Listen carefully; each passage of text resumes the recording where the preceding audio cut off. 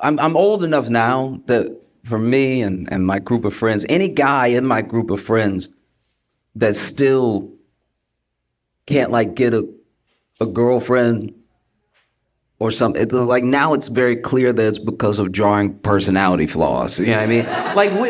Because this is the thing, we were all awkward. So I was 15, I'm an awkward man, but I still figured out parts of life. You know what I mean? So then I'll talk to some of my friends like, man, you just can't figure women out. And I'm like, nah, dog, you 30. Like this is... Something should be happening. You know what I mean? You can't just be like, I'm scared to talk to girls because women are afraid of you. Like, I don't know what you need to be doing. I don't know if you need therapy or sunlight, but like something has got to give if we gonna keep hanging out. You know? And I think I found one really important thing that's probably one of the biggest things when you move out. Like as a guy, when you go out into the world on your own for the first time to make something of yourself, and when you have your first like domain, right? Your first place where you're like, this is my place, whether it's an apartment, a house, whatever you have. It's so important. As men, we have to, I cannot stress this enough, we have to invest in at least one stick of furniture, all right? Like, a lack of furniture is killing us out here. Everything cannot be on the floor. I can't say it enough, everything cannot be on the floor. Because when you bring a woman back to your place and then she opened the door and then you walk in and she sees a bowl on the floor, she's like, ooh, okay, he gonna kill me. I picked wrong, that was my bad. He didn't even have a murdery face, but... A bowl on the floor makes it look like she not gonna be here long and neither are you. This is where you bring people to kill people. It just, I can't stress it enough. I know that we don't care. We're happy. It takes very little for us to be happy. We're happy. But if you plan on having any female companionship, I don't even mean sex. If you just plan on having female friends, then you need to be able to put your things on things. Like, that's not a crazy ask. Just, it's the amount of the amount of friends I have that don't have a chair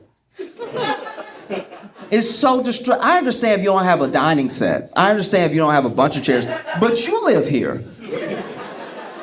Don't you want to sit? Like, this is just one chair. I don't know. Please don't put your books on the floor. Please do not put your books on the floor. You can have the thickest books. You could have War and Peace and Paradise Lost next to each other. But if they are on the floor, she's gonna be like, he can't read. That's a door stop. He not cracking that open. That's a paperweight. No? You don't even need books. If you had a bookshelf and put 2 magazines on it, she'd be like, what a cultured individual. You know what I mean? I'm just saying, the amount of friends I have that are oblivious about this. Like, I'll have a buddy call me. I'll ask him about his day. I'm like, how'd your day go? He's like, man, it was all right. We were having a good time. Went out for dinner and everything. Then she get back to my place. She want to get all uppity and leave. I was like, you brought her to your place. You brought her to the place that we hang out. You brought her to the place that I've been, where you live, where you sleep. I'm surprised she didn't call the police. Because that's my thing. It's just... Where your things are in relation to the floor is where it looks like you are in life. So I'm just saying, just elevate. Just to table height. Just elevate. There are good men. There are good-looking men that are good men that are a good table away from a good woman. All right? You're so close. It's not even your personality. It's the fact that it looks like you live outside, inside. That is what is doing you in. I get it.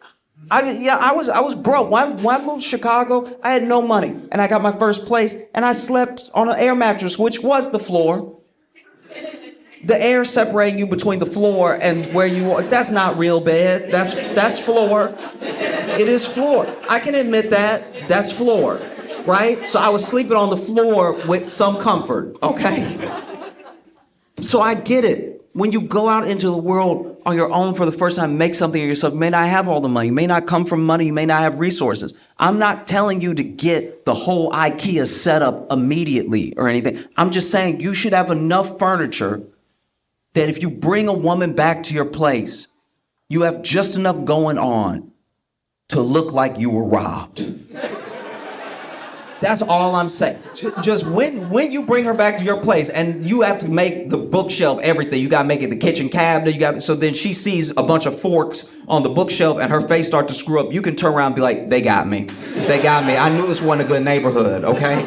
Let's go to your place where it's safe, baby girl. Do you know what I mean? Okay. I have to leave soon. Did y'all see the Alaska flight?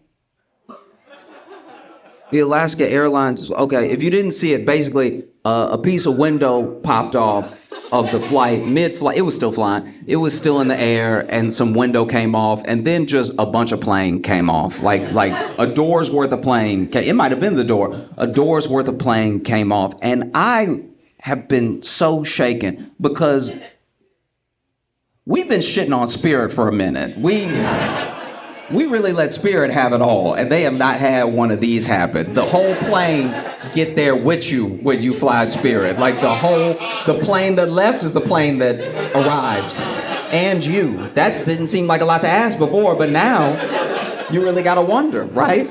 And it just is so crazy because I know there were people screaming in videos and people crying and stuff like that, but by and large, everybody was so calm.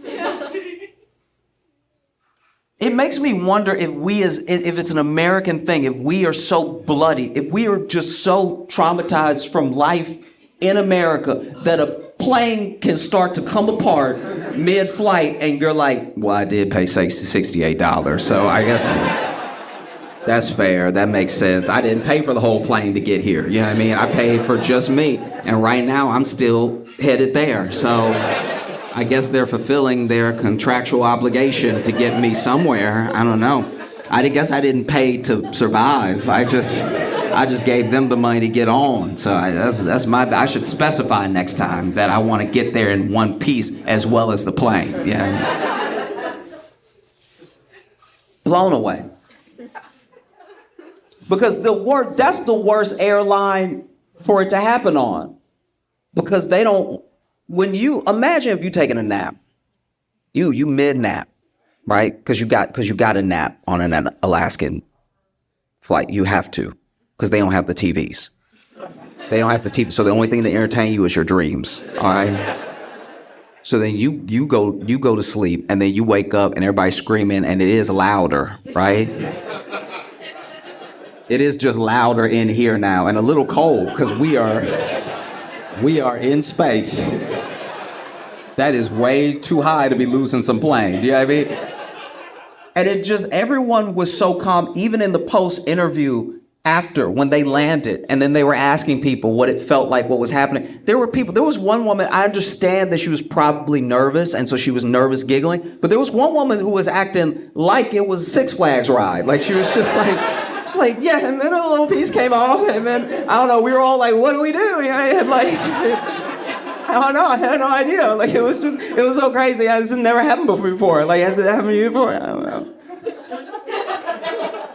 I've been on Greyhound buses where people got more upset about a dump in the bathroom than these people got about a piece of plane flying off. As Americans, we gotta start acting like we used to something. Like, this is really distressing that they beat us bloody so much in our travel experiences that we're like, yeah, I guess I'll choose aisle from now on. Do you know what I mean? That's what's up. Because then one of the most amazing things, this is a miracle. This is genuine miracle. I'm very happy that no one on the flight was hurt. But then there were two seats. The two seats next to where the plane decided to stop being a plane, those two seats were empty because those two people missed their flight, which is incredible, right? You love a story like that. It does make me wonder about that third person, because that means that third person was sitting there. Like, did they take a nap and just wake up like, what the fuck? What the fuck?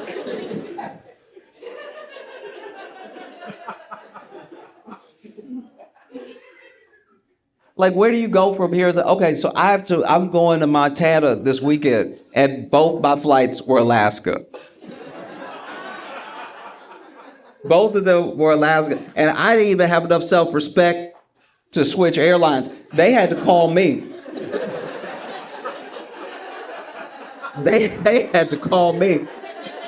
At midnight last night, they had to call me and be like, it's not gonna happen, dog. Like,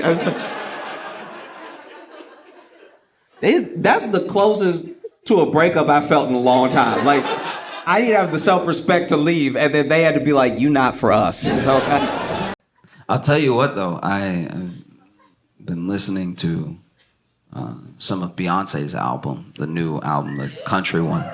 And everyone has what feels like a lot of feelings. Like, some people are like, this isn't country. Some people are like, what a beautiful country album. You know, so. And some people are just interested in it because they feel like someone as big as Beyonce making a country album brings people back to at least some semblance of the history of like black origins within country music, right? Because and I don't expect everyone to know. I didn't know. My friend was telling me all of this stuff. I didn't just know this offhand. My friend was telling me that a lot of the instruments that come from early country, because like a lot of country comes from bluegrass, and so some of those bluegrass instruments were instruments that slaves made, right? Because they already had origins in West Africa. Things like the banjo, which were initially made with like gourds, stuff like that, like things that would later become the banjo, things that would become the fiddle, things that would become the tambourine, that were infused in this bluegrass that became this country music. Also, while a lot of the chanting from spirituals ended up as like choral elements and lyrics in some early country songs, and I thought that was so interesting. It's like weirdly buried because everything has to be such a binary for us. This is either black music or white music or anything, and I think people's contributions sometimes get diminished because of that. And then some people were talking about how it's important for Beyonce to make a country album because it is an overshadowing experience of a black person doing country that opens door for more black people who were already doing country, right? And that there's been some resistance to that, which a part of me does kind of get. Like, if you're in country and you see Beyonce coming, wouldn't you be like, we have to stop this? This can't, come on. Don't, please. Yeah, I mean, something seems like super, super white, and then a black person comes, and they're like very talented in it, you know? You let Tiger play a little bit of golf.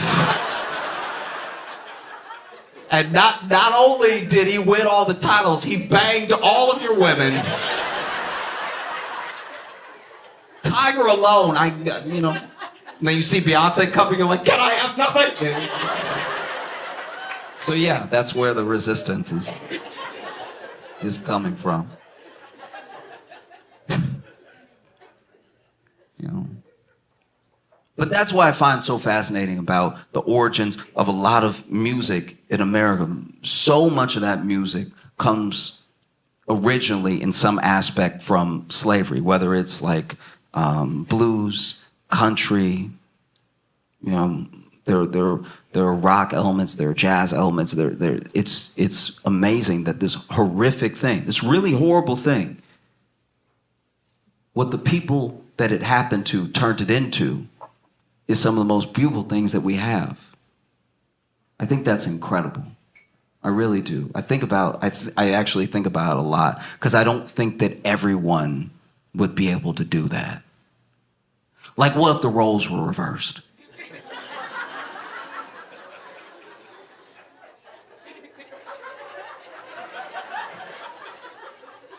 what would the white spirituals be?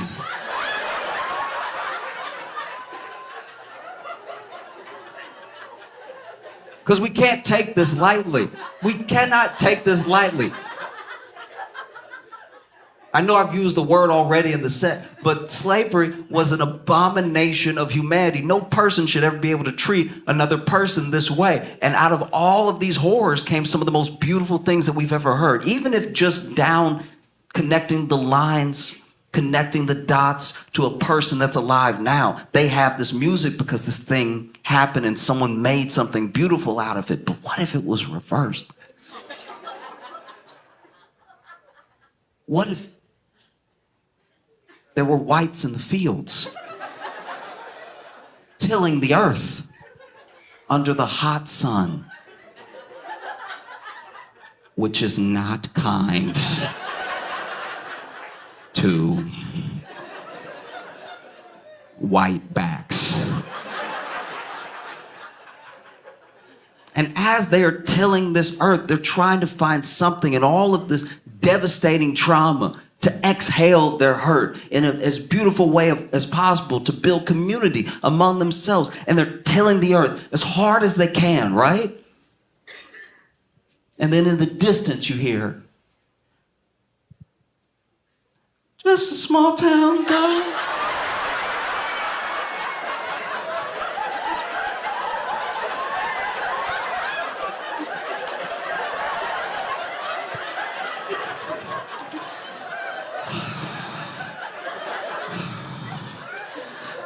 Living in a lonely world.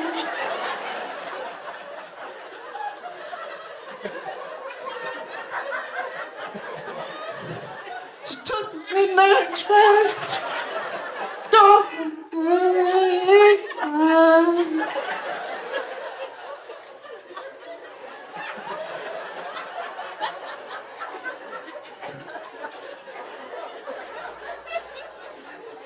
Slave Master Jamal comes out. What's that bullshit out here?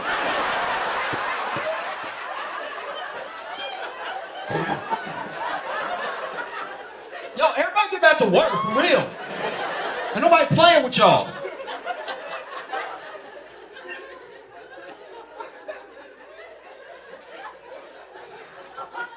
I think that one very, very important thing that we have to do as people, like as a country, to move forward is I think we have to genuinely decide who needs to be in jail.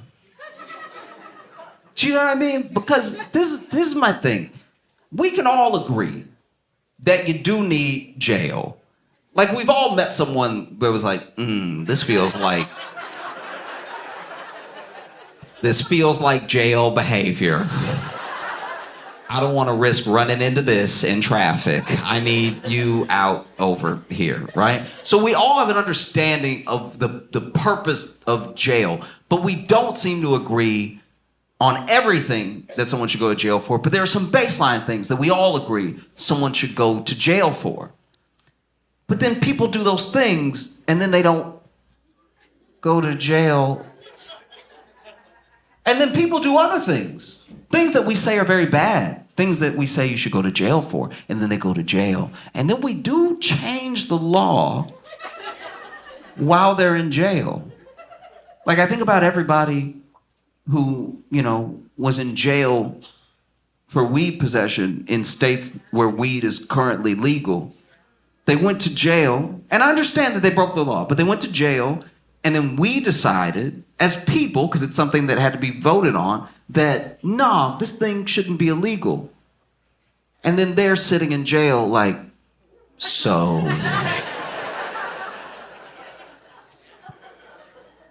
What about me? Oh, no? Okay, I'll stay. Wow. Like I had a friend who went to jail for weed possession, right? And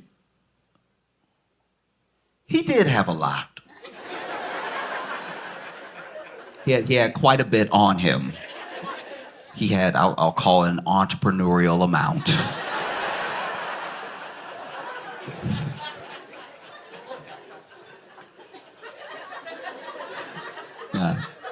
They popped his trunk and they were like, "Oh, you're a businessman." Oh. And he went to jail, and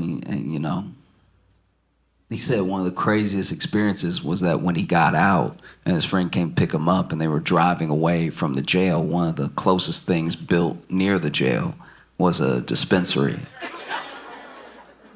And so he's like, maybe they're hiring.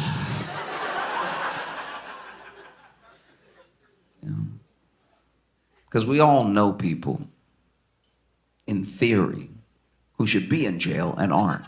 You know what I mean? We've all worked with somebody who we know is crazy. Somebody who is like, if anybody gonna shoot up the job, it's gonna be him.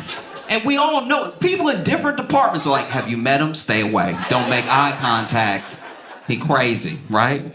Then you go home, you watching Hulu documentaries about true crime and stuff, and then you watching a documentary like, that's everything Kevin do. I guess we just have to wait for him to do something jail-worthy, but all the general habits he does have. I had my own experience. I was at a diner, and I was eating, truly minding my own business, and then there was this guy sitting across from me, and the guy sitting across from me got his meal, and he had soup, and I want to be clear, he had a spoon. That's very important. Everything I say next is unnecessary because he had soup and he had a spoon, all right? Everything required, soup and a spoon, he had it. God gave him everything he needed in this situation, a soup and a spoon to go with the soup. And rather than using the spoon like any normal, maybe tax-paying citizen, this man grabbed 2 forks, shoved them together, dipped them in the soup, lifted it up slightly, and was slurping it while maintaining eye contact with me. And as he did, I was like, lock his ass up. If he doing this, he doing something else. It's crazy as hell. I'm not doing a lot of heavy lifting. And I'm feeling like a crumb bum over here, just letting Josh do all the work. A crumb bum? A crumb bum? Yeah, it's like we're co-hosting, but I'm like, if we're co-hosting, like I gotta do some of the work too. You know I just what I mean? never heard that before. I've never heard crumb bum. Oh yeah, crumb bum. I think I heard crumb bum is almost like a yum yum. Where it's like somebody, like you ever know somebody that's just always like, they have the means, but they're always like just asking you for food. Yeah. Because it's not like the girlfriend saying, "Oh, I'm not hungry." It's not the same thing. This person is eating. Yeah. They're eating well. Right. But it's like, it's like, do you want your cornbread? It's kind of like Crumb bum. a crumb bump. We're so excited to bring this episode to you, the public, because it's one of contention. It's probably gonna be the one that gets listeners the most fired up out of the ones that we've talked about. Because Other than ketchup being tomato soup. hey, let the past be the past. Have you looked at the YouTube comments? I will never look at those YouTube comments. Yeah, I'm gonna tell you what. That's one of the first things you learn as a comic is never look at the YouTube comics. If you're someone who's on TV, Yeah. never look at the YouTube comments. And I can tell you the ones that I've looked at, I don't know if there's a filter that goes through, because usually if you're a woman that looks like me on the internet, someone's calling you fat. Someone's taking the time from their American Heathen Day to type into Al Gore's internet that I have more than one chin. And one, they're not doing that unless someone from our team is just going through and being like, nope. Or YouTube finally cares about people, but I don't think that's happening. And wow, people are not feeling, because somebody was like, yo, Josh, I get it. You were trying to win, bro, but tomato soup being ketchup, I think you've gone too far, baby. I think you've really affected hearts and minds, Joshua. I mean, all right, never mind. all the other episodes, it's like we're kind of deep now. Like there's so many other episodes where I make salient points, and then this is the one that really sticks. People have with mentioned people. that. They're like, man, Josh has made so many other great points. What Wow. happened? Okay. Yeah, it was interesting because they're like, yo, dude, I know you were trying to win, but you went too far. You went too far to the other direction. You went too far to the left, bro. Left, right, up, down. You did too much. And so I mean, this is the one that I will really affect people.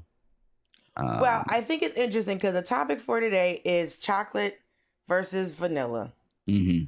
And first of all, I just want to take a second. If you were watching this on YouTube, stop the video after I ask this question. Who do you think is going to go for what? Do you think Josh is going to pick vanilla? Or do you think I'm going to pick vanilla? Do you think Josh is going to pick chocolate? Or I'm going to pick chocolate? Who do you think is going to pick what? I'm going to give you a second.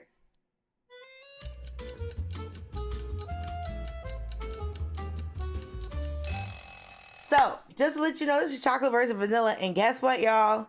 Your girl, okay? Spicy Calderon.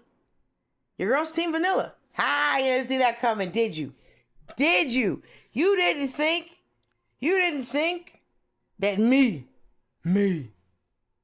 old what's-her-face, was going to be picking vanilla. But I did. Isn't that wild? What a twist. So help us out. Yes. Help us by explaining why vanilla for you.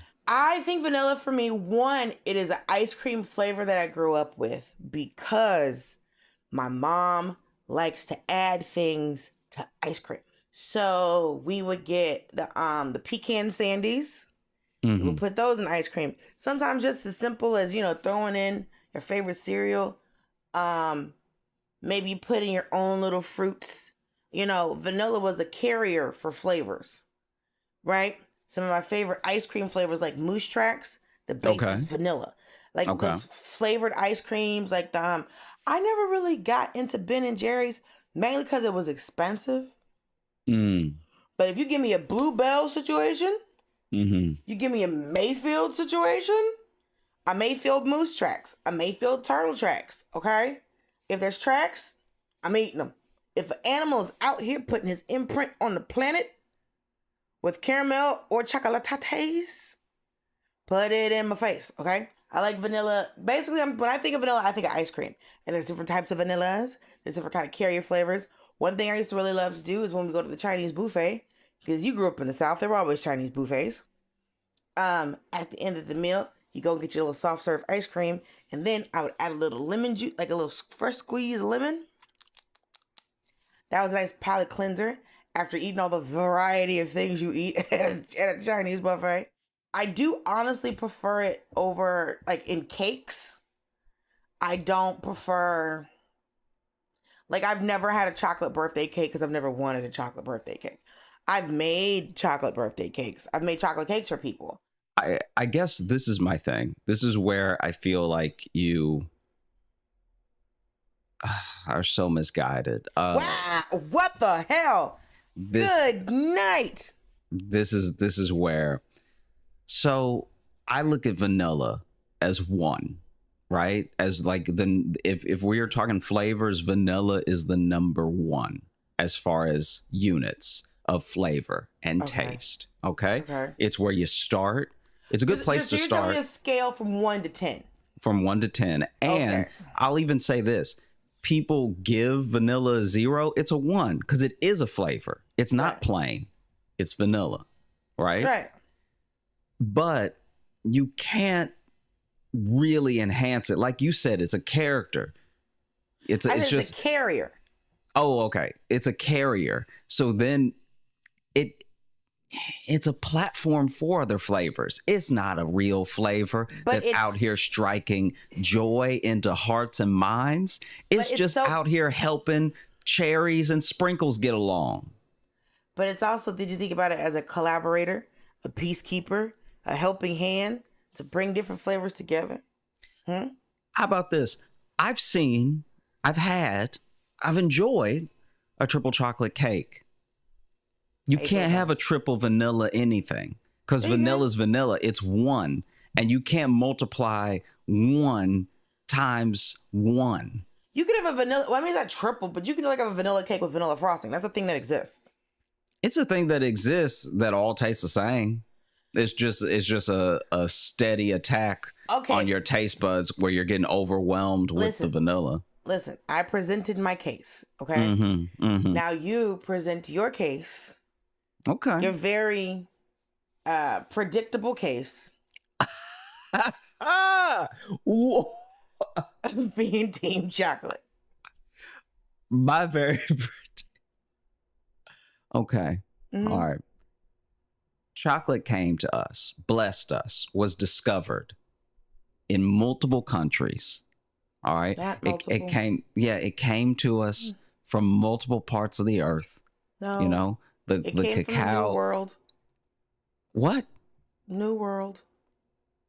What are you talking about, New World? Sir. It's all been one world the entire time. Ma'am. It's all been one planet. I'm not. No. Don't pull from that colonial history. The whole world's been the whole world the entire time. The whole world has been the whole world the entire time. Yes. In God's eyes, he built one planet. I get it. It's these white folks with books that made it new and old. So they ain't known about chocolate. Are we trying to say that they know about chocolate? You're trying to say that chocolate was not in the in the conquered countries, conquered continent. I mean, all I'm saying is what they called the New World was really the Old World because they just hadn't discovered it yet. But it had been around. And that's why we call Native American Indians, because somebody didn't know where the fuck that was at. I hear you. Yeah. I got you. I'm just saying that chocolate doesn't come from one specific area or country in all of the world. Lots of countries bring us chocolate, and they bring us their spins on chocolate. And they bring us, Have you seen that Ghana has told these white folks that you are no longer going to take a raw bean out of here and then process it on your own? We're going to process this shit, and you're going to have to pay us. Ghana is not playing with these hoes. Ghana, the president of Ghana, he is not playing with these white folks no more. You understand? He's like, y'all not going to be coming up in our country and taking shit. If you want this cacao, you have to come to us. You ain't getting raw beans. We going to process it and then give you that shit.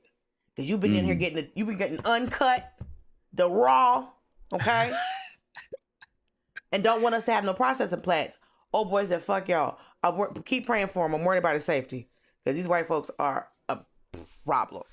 So all I'm saying is chocolate comes to us at different degrees as well. So you can see the percentages. They tell us the percentages now of cacao in the chocolate.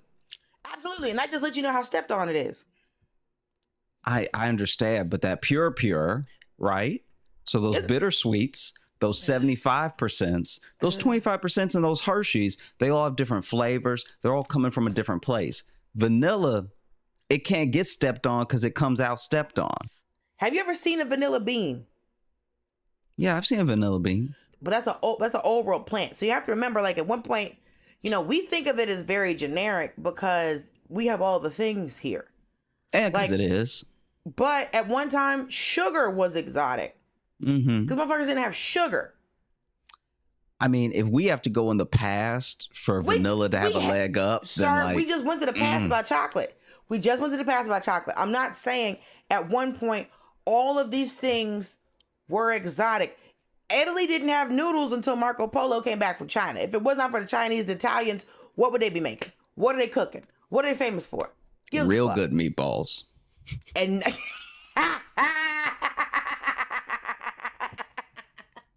like as far as meatballs, fire. Sidebar, check this out. Tomatoes, New World plant.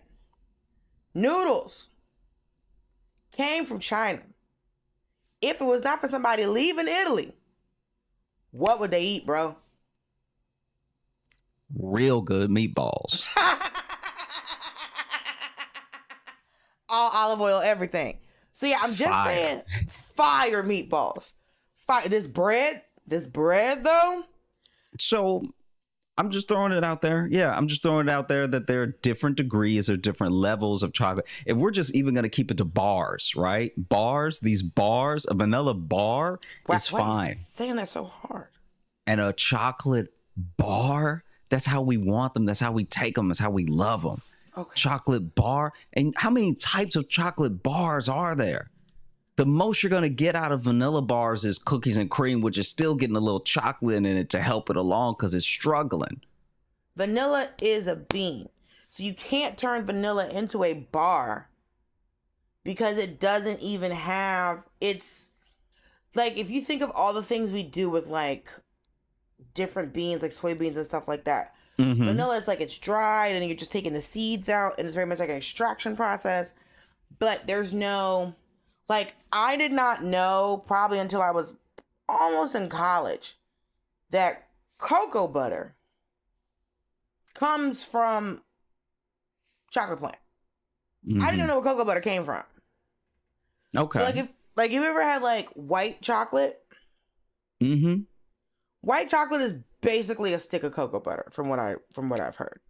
I mean, that I don't know enough to correct you, but the fact that you don't get any dark vanilla, but you can get white chocolate, just another way that chocolate is being more versatile in these streets. It's just another way that chocolate is coming at you in different colors and different flavors. I just think chocolate can go places vanilla can't. That's an apple and orange situation. We're talking about flavors, right? 'Cause I think for me, I don't like white chocolate. I like milk chocolate, but I have found out that by going over, going to Canada, going to Europe, going to Mexico, the rest of the world hates our chocolate. Apparently it's disgusting. No, we're not doing well. I did not know that our chocolate was trash. I did not know. I've known for a long time that I can say that Yeah. I've never been a huge fan of our chocolate, like a Hershey bar. No, I don't want that. I don't want to eat a whole bar. First of all, a bar of chocolate always seemed like way too much. But that's why they have the little divots for you to break it off, for you to have as much as you want to have while you're having it. Because they know the whole thing is just ridiculous. The Like, whole all of thing this- is too much. Yeah. Right. The whole thing. Like, you break it per serving size. And So they- even a 'cause they- Hershey bar, break 4 of those little things. Have that. Save Man, that.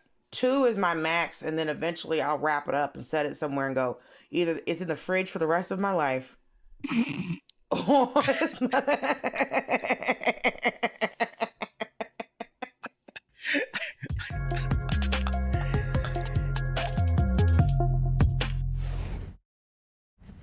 White chocolate isn't even really chocolate.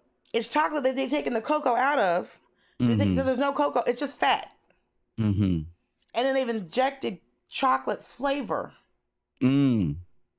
into So it. I do see. that. No. I see the point do that. that you're trying to make, but what I still see is vanilla struggling so hard that chocolate had to Vanilla do is a not plasma donation, donation Wow. Or maybe on maybe- behalf of the white colored candies.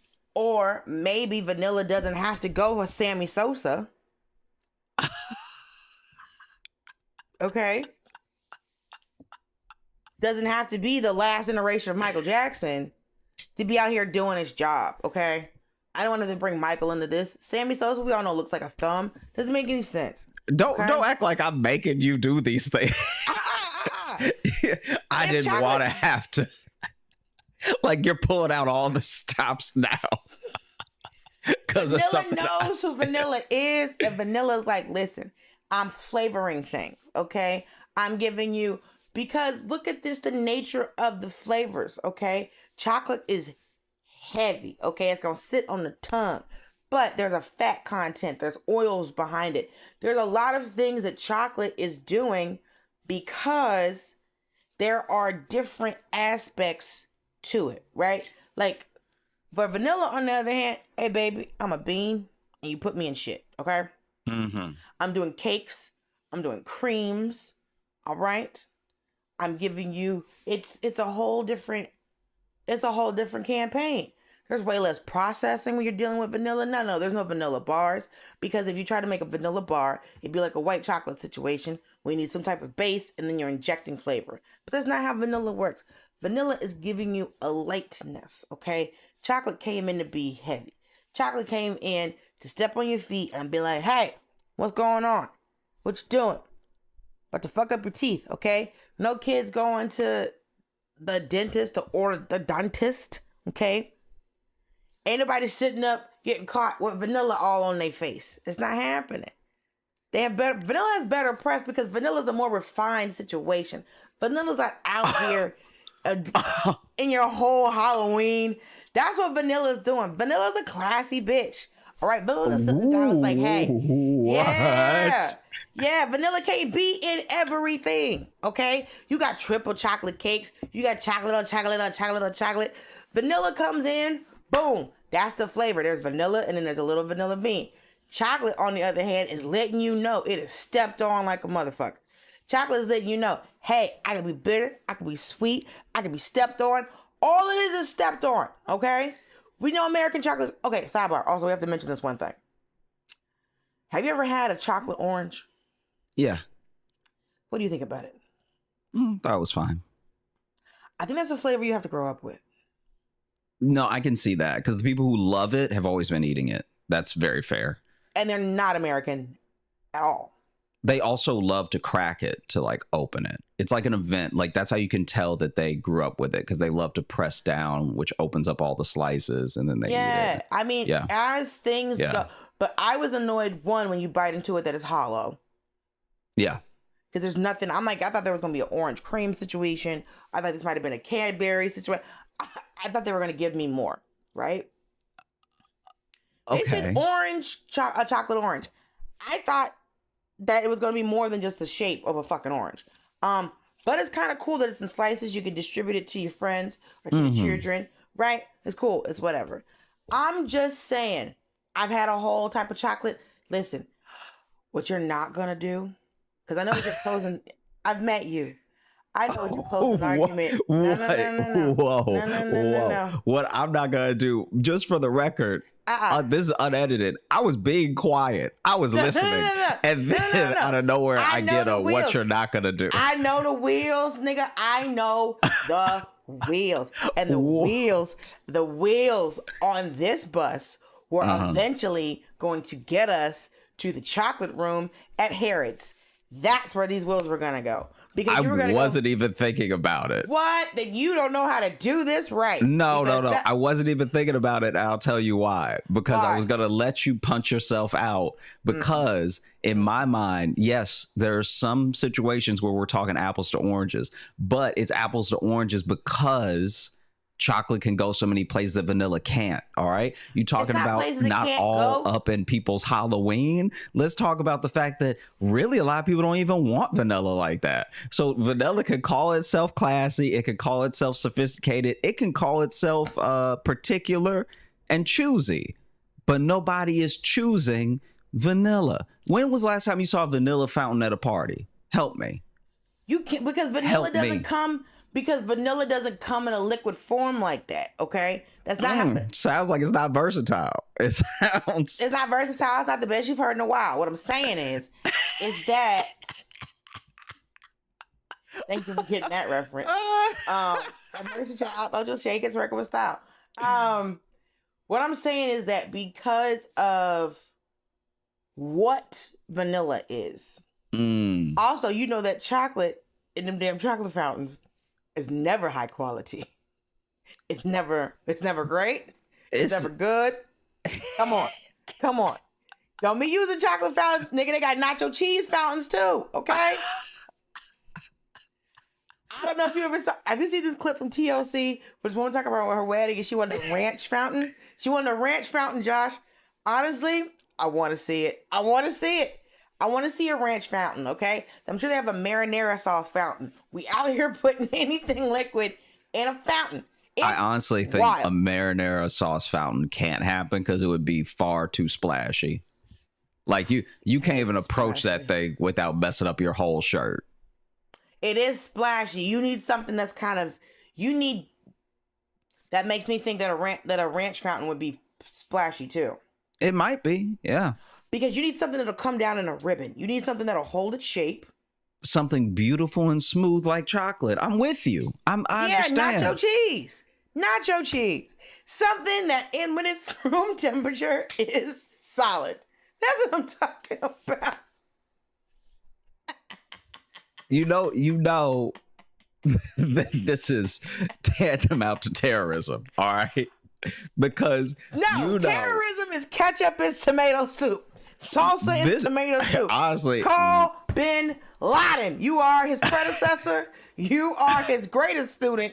When you sat up and looked me in my Christian face and told me that salsa was tomato soup. Look, Fucking savage. look. All I'm saying, all I am getting at, all I am approaching you with, Okay, is the fact, the adulterated, no, mitigated, no. The unquestionable fact not questionable, bro. that chocolate is going places and doing things that vanilla is too limited to do. I think about this. You know how we're all into all these nut milks? Some of us are, yeah. Some of us know what a lie is. True. It's juice. Yeah. It's juice. Yeah. I want us to stop doing this. You had to blend up these cashews and squeeze them. Juice. Yeah. Also, why is there no peanut milk? Why we pick these very specific nuts? Yeah. We need some peanut juice out here. And there's a peanut juice. Is there pistachio milk? You know what I want to like? I think so. Is it? That sounds expensive. It sounds it sounds very expensive because if you've even held eight pistachios, you've held $6. So there's never going to be macadamia milk because that's going to be $150 a gallon. That honestly, macadamia milk is what I feel like rich kids get with their babies. That's so funny. Just a buttery milk. All I'm saying is that because there is no, yes, chocolate can do different things than vanilla can do because of just the nature of the plant, right? Like an orange tree can do more than an oak tree. Oak tree just standing there, putting shade in your yard. Yeah. Orange trees give yeah. you fruits. Mm-hmm. Oh, somebody was like, I found out that some cities, you know how people have like tried to say that like the trees that are in cities should be like food bearing trees for like people in the population who are having like, you know, food issues, like food scarcity or whatever, or people who are unhoused. There are a lot of cities that don't allow you to have fruit bearing trees in the city because for that reason, they're like, no, we don't want people to be able to. Oh, it's wild. That's wild. Like every tree, like I get if you're in fucking Oklahoma or like Colorado trying to grow an orange tree, that makes no sense. But just have it like appropriate to where your climate is. People are evil. Anyway, for the same way that oak tree can't do what an orange tree does, because of the nature of said plants, vanilla is not going to do what chocolate does and vice versa. You see what I'm saying? I do see what you're saying. The reason I've never been a huge chocolate fan is because, first of all, like first time I had like European chocolate, I was like, oh, this is so much better. Because it's not what we have. Also, whoever put chocolate and peanut butter together, God bless that human being, because that is fucking delicious. I wonder what happens when you put vanilla and peanut butter together. Do you just throw up immediately, or do you like? I'm just saying. I don't know. Those are two competitive. Some stuff don't work together. Chocolate and vanilla don't work. Listen, you ever as a kid got Neapolitan ice cream? My question is, which flavor was always left in the container when you got Neapolitan ice cream? What was the last one? Was it strawberry? Because my house was always strawberry. I feel like it varied based on who was in the house. Yeah. I feel like after the divorce. Interesting. Yeah, I feel like my dad ate the chocolate the fastest. Okay. And then when it was just my mom and I, the whole distribution was just different. Like you would just see it looked like like when you're playing music and you got a little icon with the levels in it. Yeah. The race to the bottom just looked like that movement. So I'm trying to think of what was like last. I think for us it was always the strawberry. But I can say my mom, and I loved it, would buy, you remember those huge tubs with the handle on them of the vanilla ice cream? Yeah, I think so. It was a plastic tub with a red handle on it. My mom would buy that when I was a kid. And so, because I remember as a kid not liking how chocolate ice cream tasted because it had a weird ass aftertaste.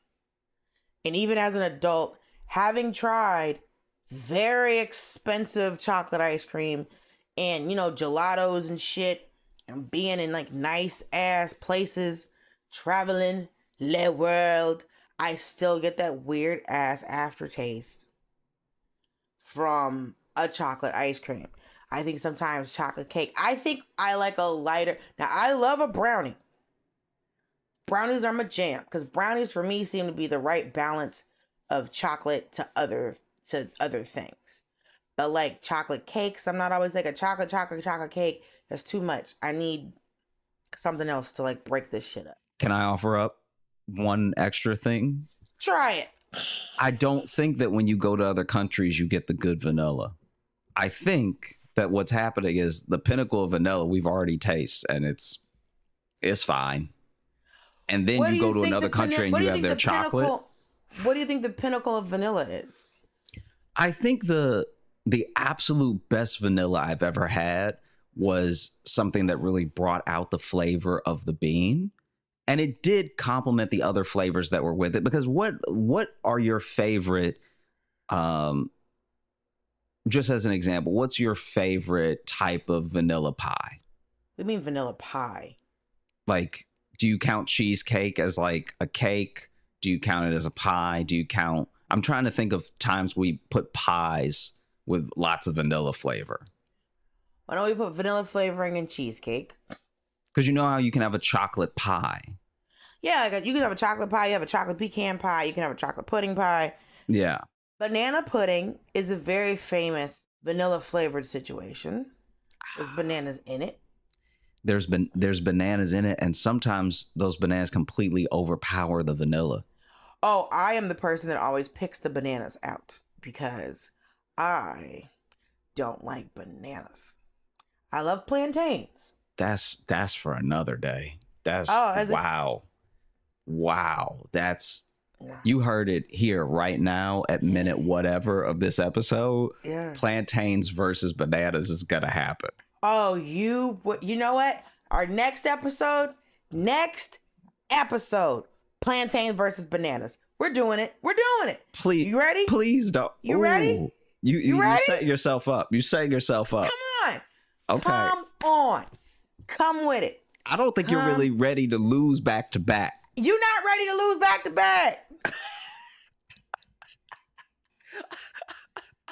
Your greatest failure was salsa and tomato soup. Episodes ago, you're still clinging on to that old. Ma'am, that was not episodes ago. Okay, don't do that, ma'am. Don't do that. When you even have a topping, there's not that many vanilla toppings that go on to chocolate ice cream. But there's lots of chocolate toppings that pop all over that vanilla scoop. Okay? So you're saying that there is no vanilla toppings? Just not many.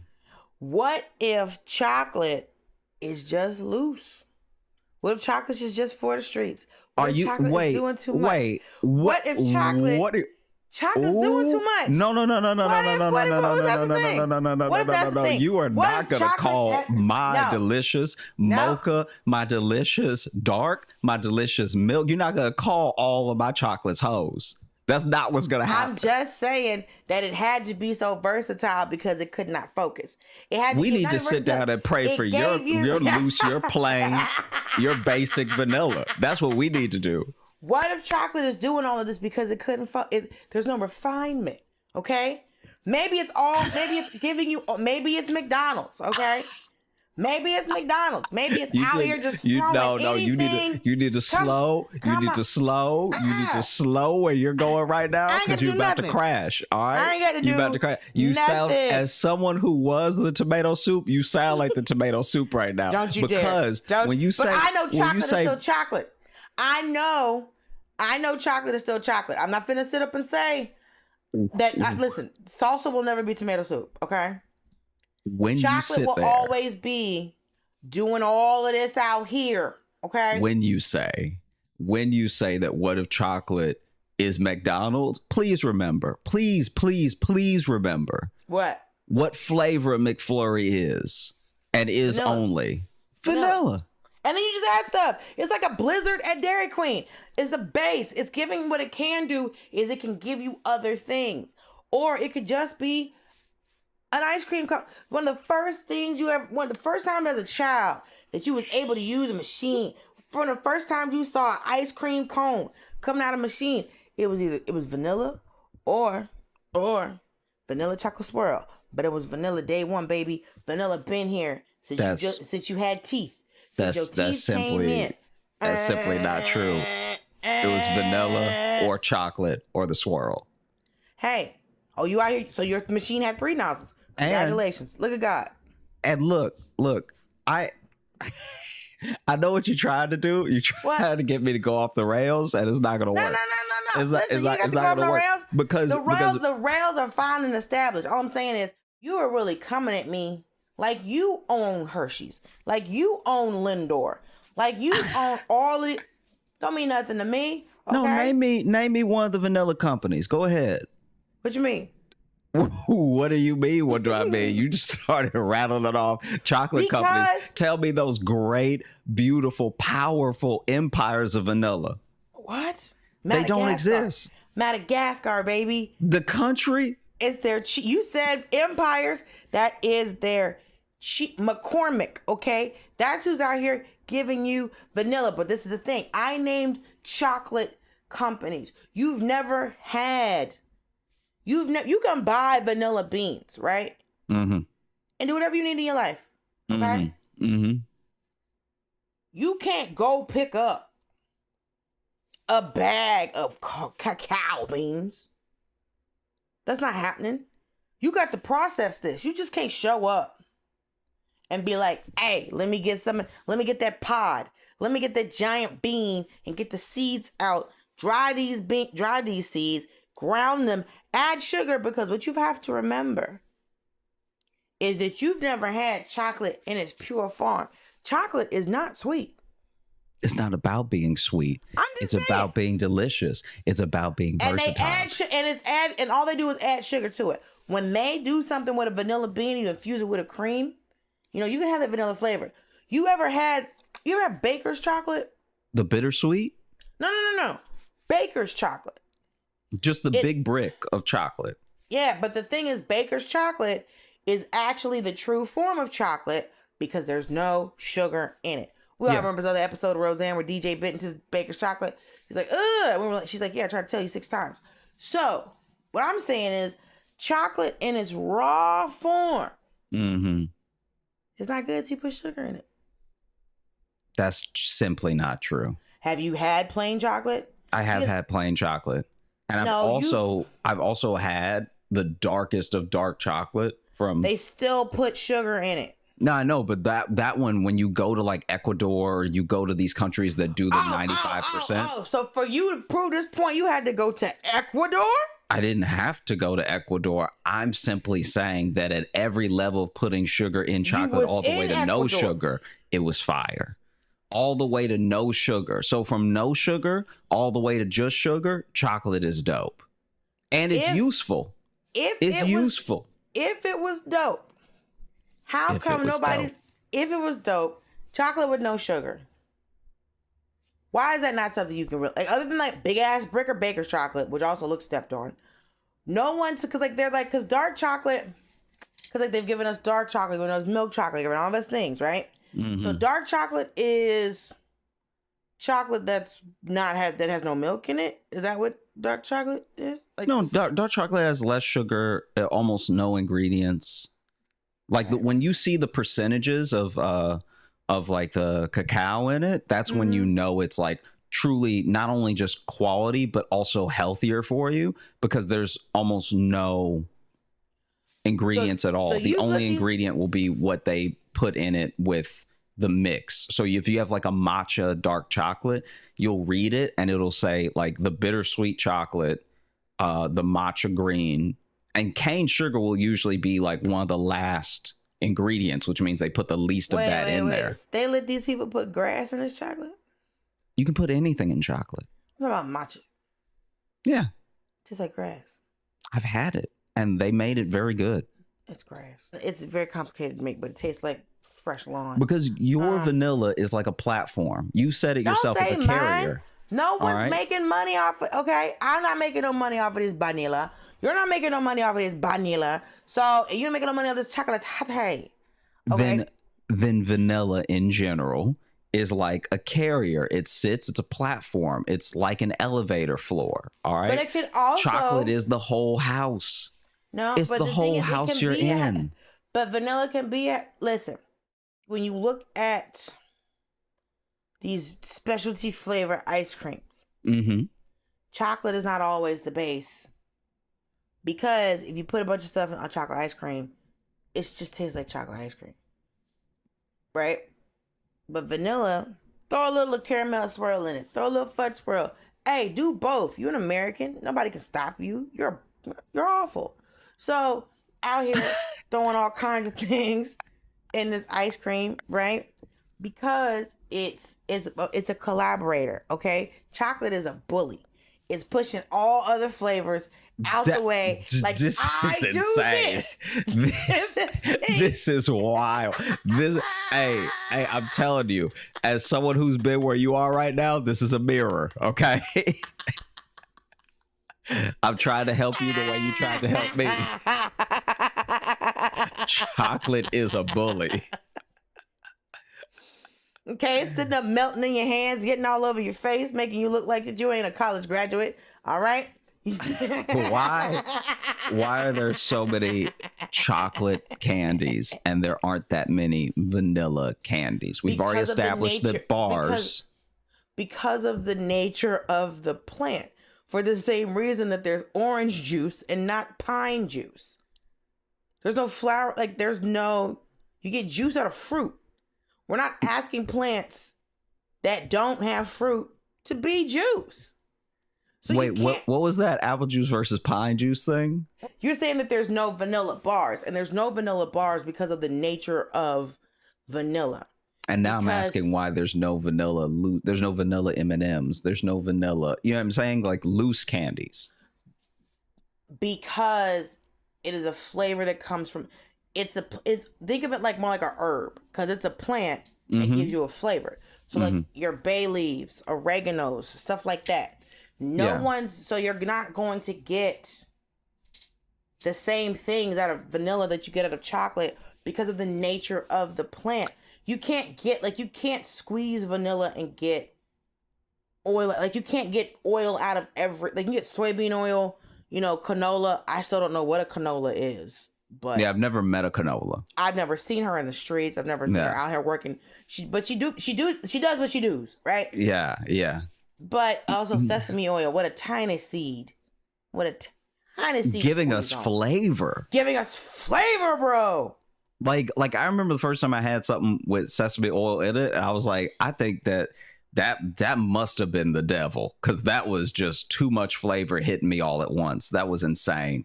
And you've ever eaten a sesame seed? It didn't give you all of that. No, I've had an everything bagel and it tastes like nothing. Nothing. So the fact that they're really out here, they were like, listen, we got these tiny ass seeds. We're going to squeeze on this plant. We're going to do something out here. Right? What I will offer up though is to your point of think of it as an herb. There are herbs that can be candied that we have mints. A mint is an herb, right? Isn't a mint an herb? You're boiling. There's vanilla candy. We know there's vanilla candy. I know there's vanilla candy. I'm asking you to offer up what vanilla candies stack up to the all the chocolate candies that are out there. I'm not saying why aren't What there any. mint I'm candy? saying what do mint? you think is a good vanilla candy? Honestly, my favorite candy is Reese's Pieces. And it's just a little yeah. Oh, why would you tell me? Why would you? Well, it used to be Why would you Reese's- offer it used up to on be- camera? It used to be Butterfingers. It was Snickers, Butterfingers, Oh, and then oh, you're killing me right now. and then I just got to the source where it was just like I just want peanut butter. That's all I want. So now my favorite candy is Reese's Pieces. I will throw it out there one more time because I feel like I didn't quite get my question answered from before. Well, what? We both agree Yes. that we had chocolate in all of its forms here. And it wasn't until we either traveled abroad or had the chocolate from abroad that we were like, wow, this is it. Right. Yeah. I'm asking why you think that the vanilla that we have isn't better in other places. I'll offer it up, extend the olive branch. I've never had Madagascar vanilla, but I also haven't had any vanilla that was better than the vanilla I grew up with. And that's where the refinement is bumping me, because you talk about refined sophistication, can't be everywhere, can't be doing everything. But then when it's doing any other thing, it tastes just like it did when it was doing the other stuff. Wow. So did you ever have the vanilla Tootsie Roll? I did. When Tootsie Roll came out with flavors, now I can say Tootsie Roll don't do chocolate that great. So I was not impressed, but I can tell you it was the strawberry one that they did. The strawberry, the orange is pretty good. Banging. I think Tootsie Roll has really just missed the mark. Like, fuck it. Just roll It this should have way. been flavors the whole time. Should have been flavors the whole time. I would agree with that. I have no problem offering up that not every chocolate company is doing chocolate to the degree that it deserves. Right. But I just don't know what vanilla is doing. I feel like vanilla is the flavor of the 1700s. It's just its time has passed. I don't think its time has passed. I think it's still giving us, because there's we've got vanilla fudge, we got other vanilla candies, little cream savers. That's vanilla. Vanilla fudge. I was surprised about it. Also, I realized vanilla is fudge is too much for me sometimes. Mm-hmm. So I can always get down with fudge. Now, is every fudge chocolate? No, you can have the toffee fudge. Remember when toffee fudge? Yeah, you have different flavors of fudge. I thought fudge had to be chocolate. Until I went to college with a lot of white women, and they were like, "Oh no, girl, you can make fudge anything." But there's peanut butter fudge. You've had peanut butter fudge. Yeah, I've had peanut butter fudge. I just assumed that there was a little bit of chocolate in it. Now, I can say I don't know what the hell fudge is, truly. I saw a girl make it in the fudge microwave just seems sometimes. congealed Something. of the thing that you're eating. I think there's condensed milk in it. I think there's a thing. You can make fudge different. I've had peppermint fudge, all kinds of fudge. Because, we've all been to a mountain town. And been to a, oh my God, I just had the word for it. General store. But yeah, I'm just saying that, no, there's not a lot. I don't know there's a lot of mainstream, out here every day, vanilla candies. No, that's not a thing. While chocolate is everywhere. But Maybe it's the demand and they have to up the supply. What are you talking about? Chocolate? Yeah. I think that vanilla, maybe it's just not in demand like that. So then they get by how they can get by. You have to get it how you live, as they say. So you're...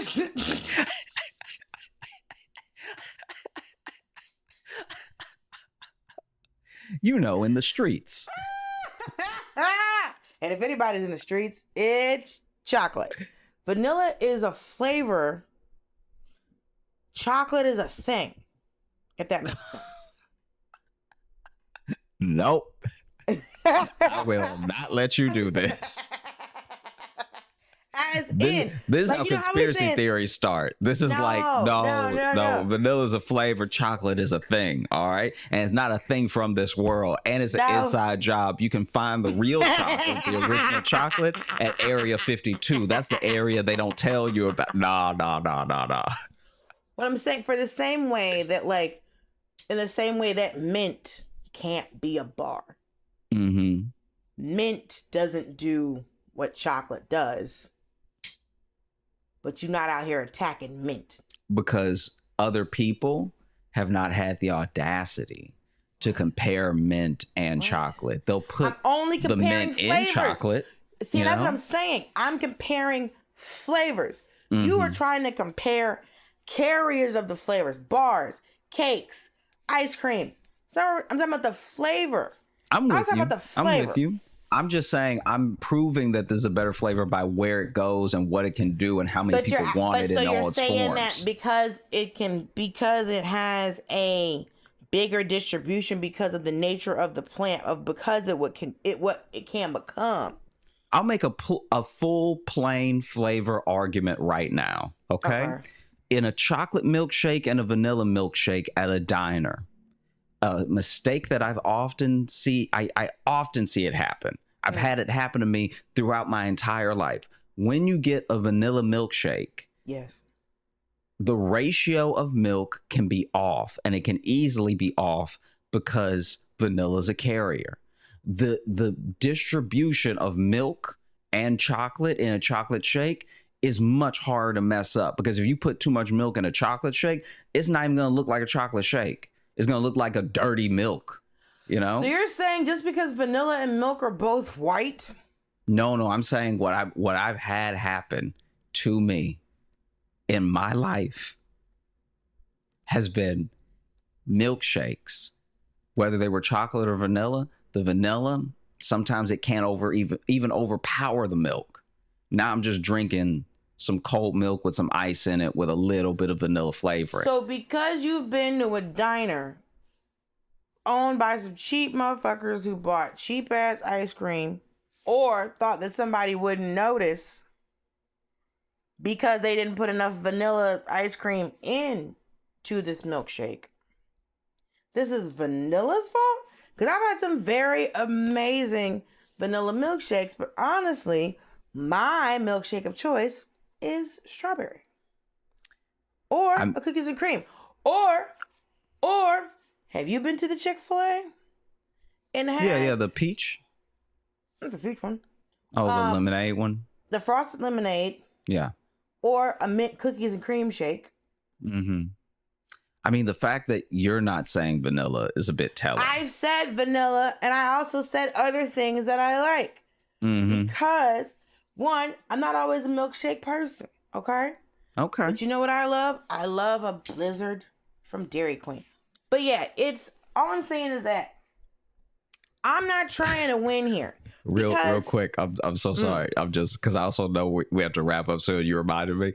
You know how at Dairy Queen they're supposed to flip the Blizzard upside down to show you how I've seen thick one it is, fall out. and there's nothing like when it falls out, because the They're so cashier hurt. and the driver just looking at it on the ground, and then they got to go do another one. But it's You gotta like make it. when the confidence that they flip it, and it almost never falls out. So then when it's a little too thin and they go, Well, that's why you ever seen on the British Baking Show, they're like, oh, your meringue is good if you can turn it over above your head and it doesn't fall out. And I'm like, why are we testing this that way? it doesn't have to be the head. Yeah, It doesn't have to be your head. It could go over your that's wild. workbench. I would test it over a trash can. Like, why is it? Because you'll see him just like looking up at it like, I hope it doesn't fall out. What the fuck is wrong with you? You're international television. You must trust you a lot, or you trust these peaks to really be popping like this. I know that a lot of people are going to disagree with me, but that's because we all love a chocolate bar. You know, it wasn't, Charlie and the Vanilla Factory. That didn't happen. So I understand that people have a place in their hearts for chocolate. I didn't expect to win this. Okay? I just wanted to have the discussion. So listen, I'm Dulce Sloan, okay, on the things DULCESLOAN on all of the social media platforms that make you question your self-esteem. And this is my friend, my cohort, my buddy, Josh Johnson. And you can find me on all the stuff at Josh Johnson Comedy.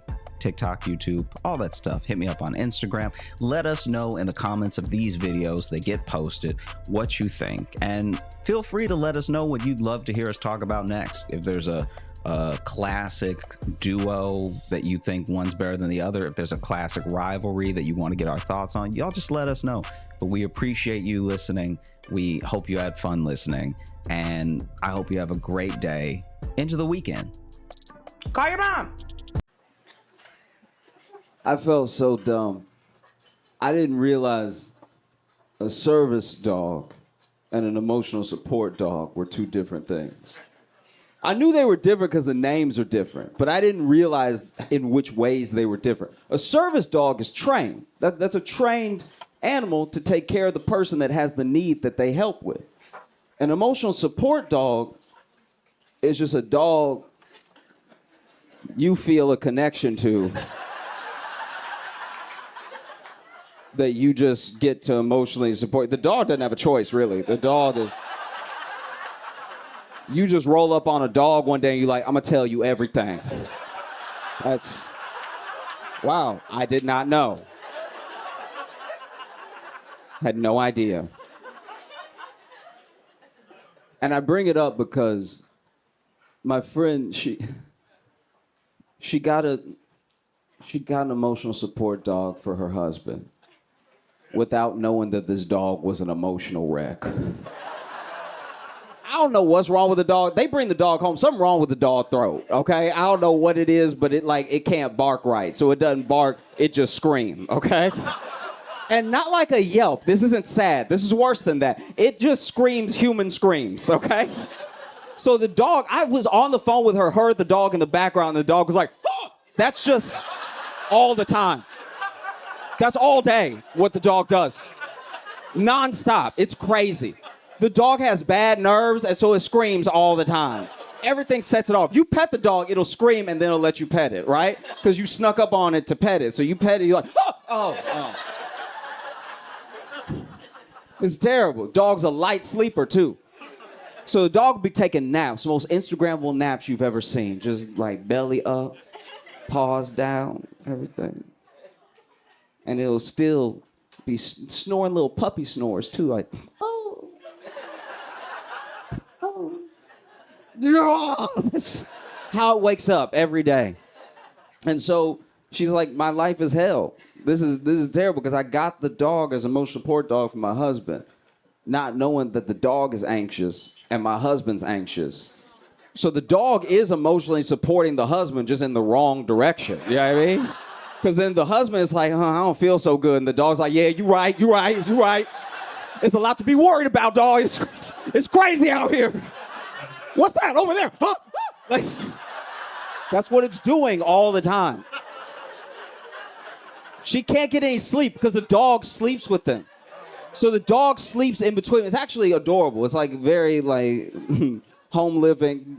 Her right here, dog over here, husband over here. But they live in like a noisy apartment, paper thin walls, so you can hear the door slam from down the hall, right? And so the dog waking up all night. So somebody will slam the door down the hall, a door that has nothing to do with them, that is none of their business, and the dog will be like, oh! And then her husband will be like, ah! And then she will be like, ah! That's just all day. That's just going and revolving, this domino effect of screams. It got so bad, someone called the police. Police show up to her door, knock. She answers like, hey, I'm here to do like a wellness check. Neighbor said that they heard screaming. And she's like, oh, no, I'm fine. I'm okay and everything. And my husband's here. Come over. He comes over to the door. He's like, hey, I'm good. We're all good in here. And the cop is like, oh, okay, cool. Where's that third person? Because they said specifically that there was 3 people. And then she's like, no, it's just us here. So now they look like they've murdered a person. Like now it looks like a cover-up, right? And it's like, no, it's just here. Cop's writing down everything that they're saying. As the cop is writing, he dropped his pen, and the dog in the background is like, oh! And the cop sees the dog and is like, and then she's like, oh, yeah, that must have been what it was. I got the dog from my husband, but it turns out that the dog is anxious and my husband is anxious. My life is hell. I can't. Oh. I was okay. Have y'all seen how much trouble Lizzo is in?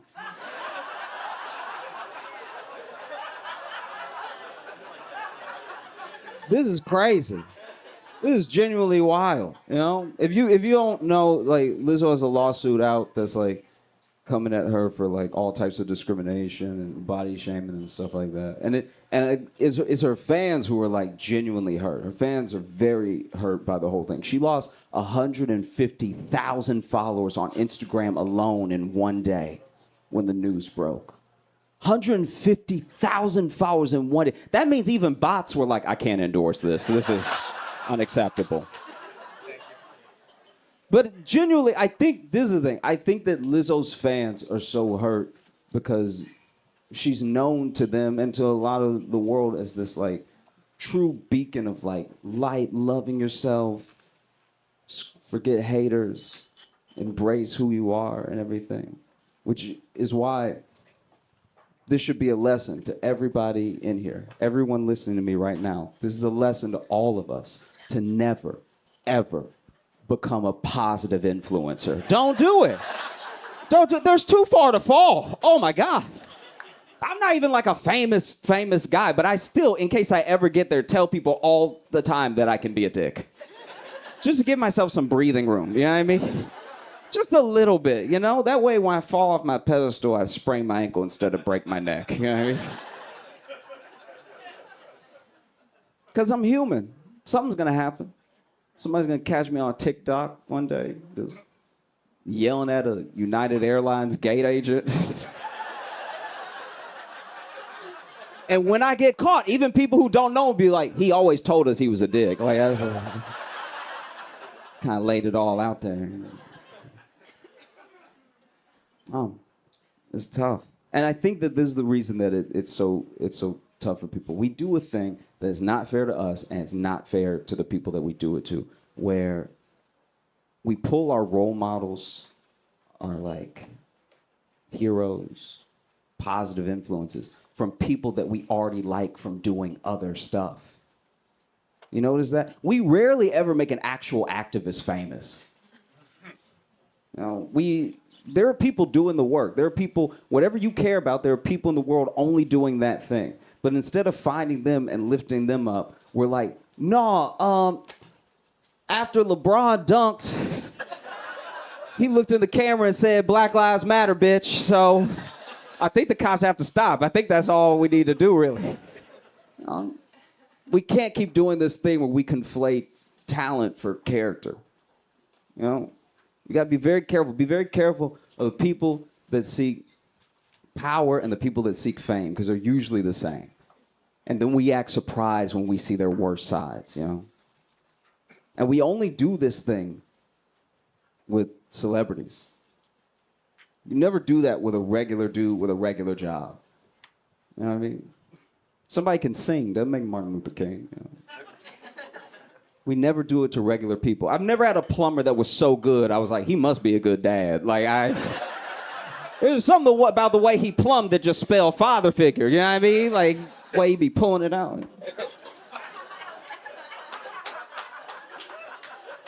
I go the other way now. Now when I see somebody super talented out here dancing, popping and locking and stuff, I'm like, oh, he probably beat people. Like, I can see it, yeah, because he knows the moves. He knows how to choke, you know what I'm saying?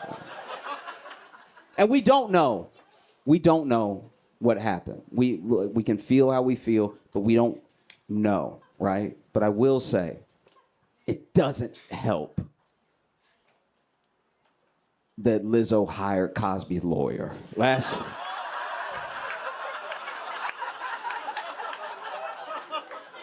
I don't know.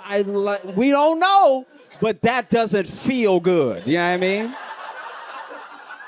It just doesn't. I don't know how to describe it, but like if you ever told me, you told people and you confront me and you were like, you did this thing, and I was like, I didn't do that shit. Give me the nigga that Cosby got. All right. Like I said.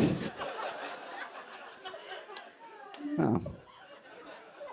Just doesn't sit well, you know. All right. go soon.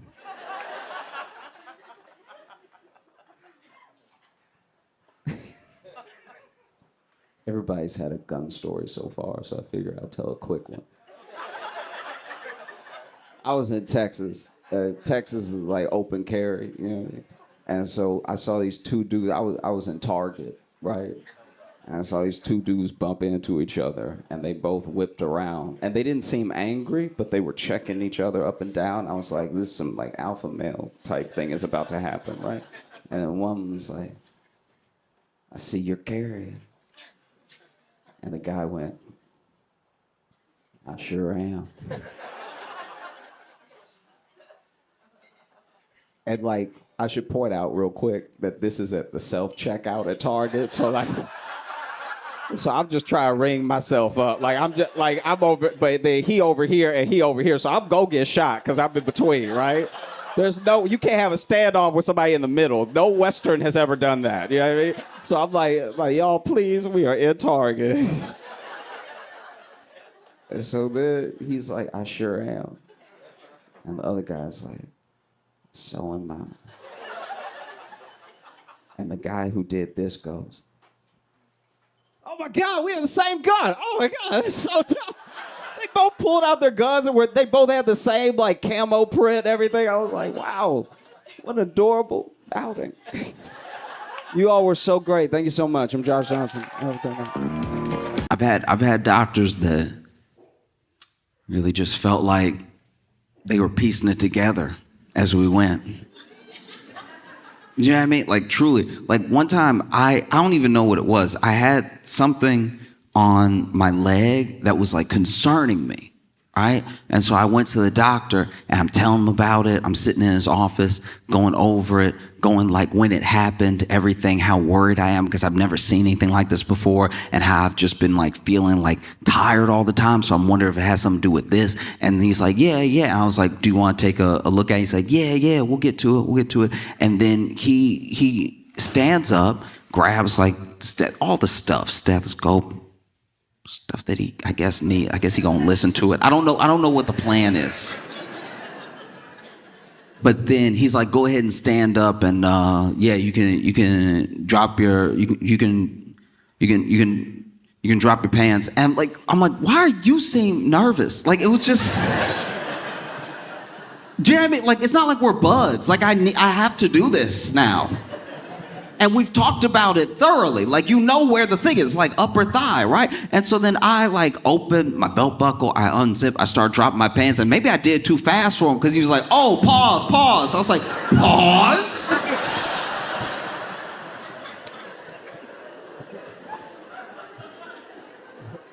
Not a doctor. Say pause. Oh. Because it's tough and it's scary because we only know a medieval amount about how to keep ourselves alive. We think we're smarter because we have more access to information, but even with that access, some people don't want the information. There are people that are straight up, like I used to think from the bottom of my heart, oh, if people just knew, if you knew better, you'd do better. I used to like live by that mantra. And now I'm realizing, no, some people don't want to know. Some people would like to do exactly what they do now. Because to me, I go to a doctor because I'm like, you're a professional. The hope is that you know what's going to be going on. So I don't need to learn about what's going on while it's happening to me because that's how you die slowly. You know what I mean? I don't want to be sitting on my deathbed like, I figured it out. And so you go to a doctor because doctor's supposed to know. But now there are people who will admit that they don't know, but they'll also be like, nah, he doesn't know either. And it's like, look, I'm not saying doctors know everything, but we as the general public, we have like a certain amount of knowledge that helps keep us alive. And the rest is other people that we've never met being like, don't eat the lettuce this week. There's E. coli everywhere. And without them, I wouldn't know that. I'd be hitting the lettuce hard. I'd be like, look at how healthy I am. I'm mid-salad right now. Oh, you do your best. Everyone is doing their best. Don't think that I think people aren't doing their absolute best. Even when they don't do what I agree with, even when they don't do things that I think are like common sense, people are doing their best, you know? It's just sometimes someone's best shouldn't be here. Do you know what I mean? You could have all the good intentions in the world, but if your best is like subpar, should probably get you out of there. Let you be a cheerleader.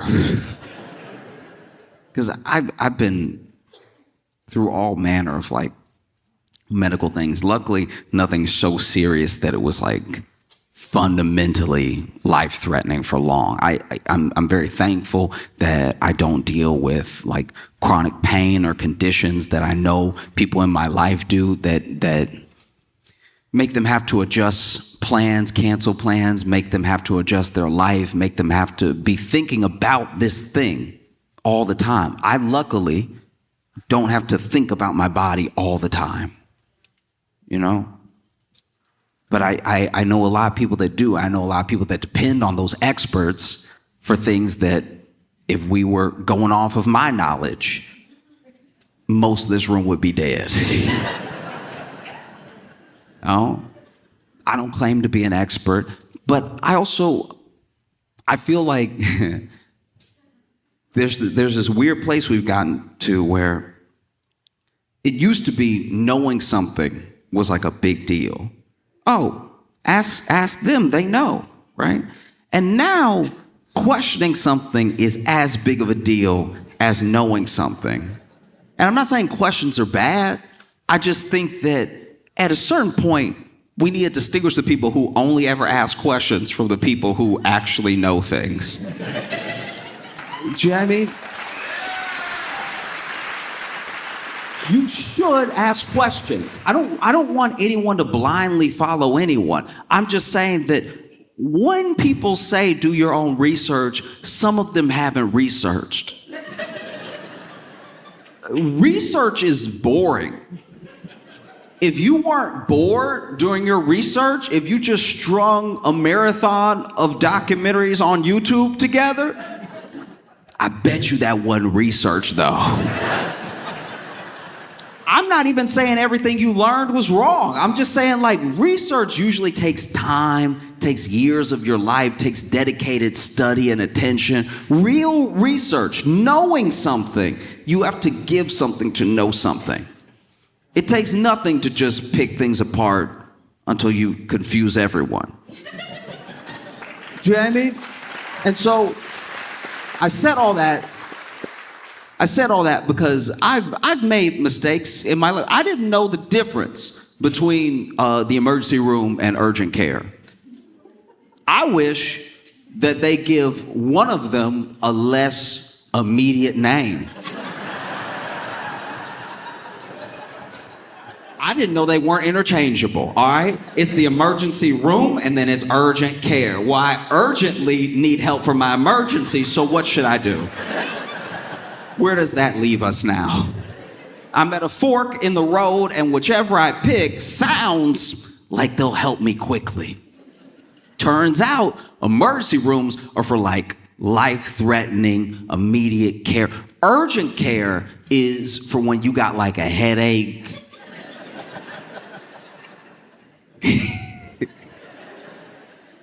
Urgent care, look, and this is not to disparage anyone that works in any place. It's just that urgent care stories, I know people who work in urgent care, and I know people who work in emergency rooms, and the emergency room stories, I should have known to go to the emergency room if it was more serious, because the emergency stories are so much more horrific in nature than the urgent care stories. Like, the urgent care stories are like, yeah, this dude came in and he was filling out his paperwork, but his nose is bleeding the whole time. Kind of got all over the paper. And then he handed it back to me and I was like, ugh.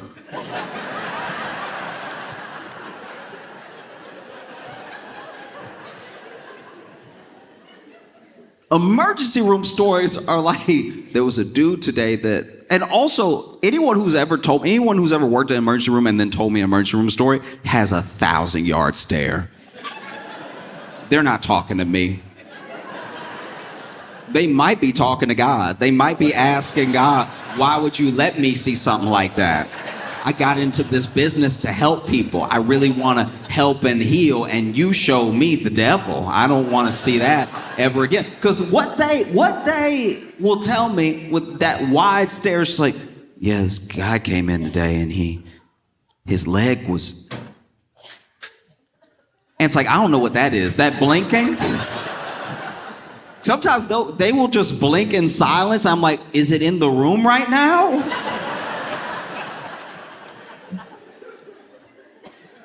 This guy came in today and his leg was in his chest.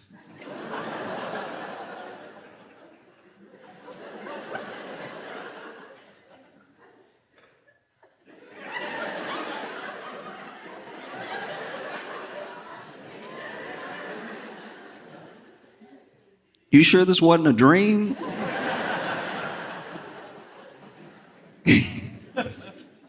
No.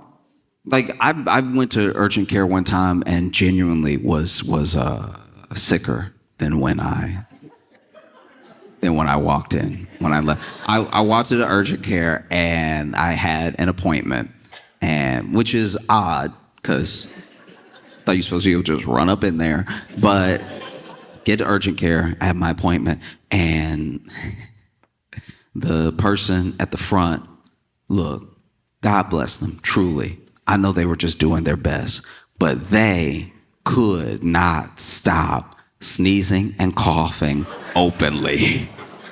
And so I was like, oh, like I'm backing away from this.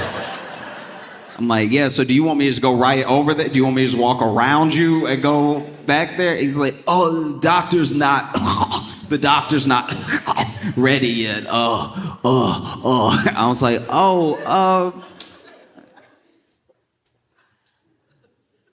you can go first, dog. Like, if you, I mean, you're already here and you here all day and like, I don't know, you're probably killing everybody. So if you want to go, that's supposed to be the benefit of working here, right? That you are already here in case you need to be here.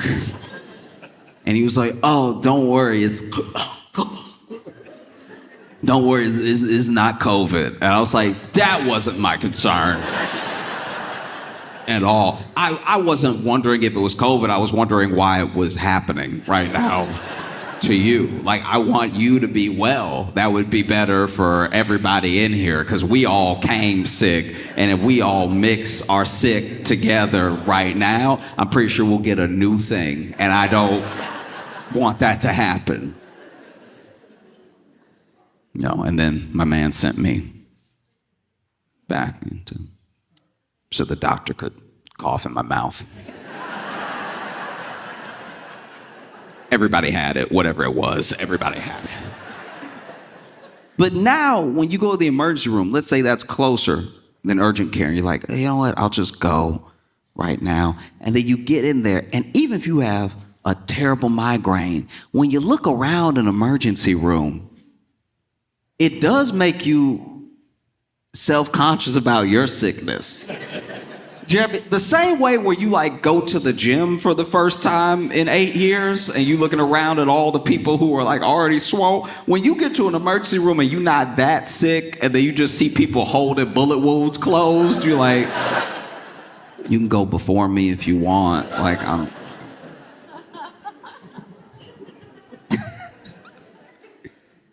And so it's all important stuff. It's hard for us to stay healthy because it's already hard for us to live. You have to do everything that it takes to like have a life, keep people alive if you've made people, and be healthy. And then I don't know, maybe it's just the way that we work as a country, but we're so back and forth and 100% all the time. all gas, no brakes, all the time, always behind, fighting, trying to get back in black, fighting that red line, fighting that poverty line, to the point where there are people who genuinely believe they don't have time. Oh, you could do this. This is the healthier thing to do. Oh, make some time for this. I don't have time, right? By the time I get home, I'm exhausted. I just want to sleep. Can I at least have sleep? And so it's tough, even when it comes to eating, even when it comes to like what we know to eat to be healthy, it changes. And sometimes it changes because we find out something. And then sometimes it changes because a company is like, actually, there's a lot of money in kale. You remember kale?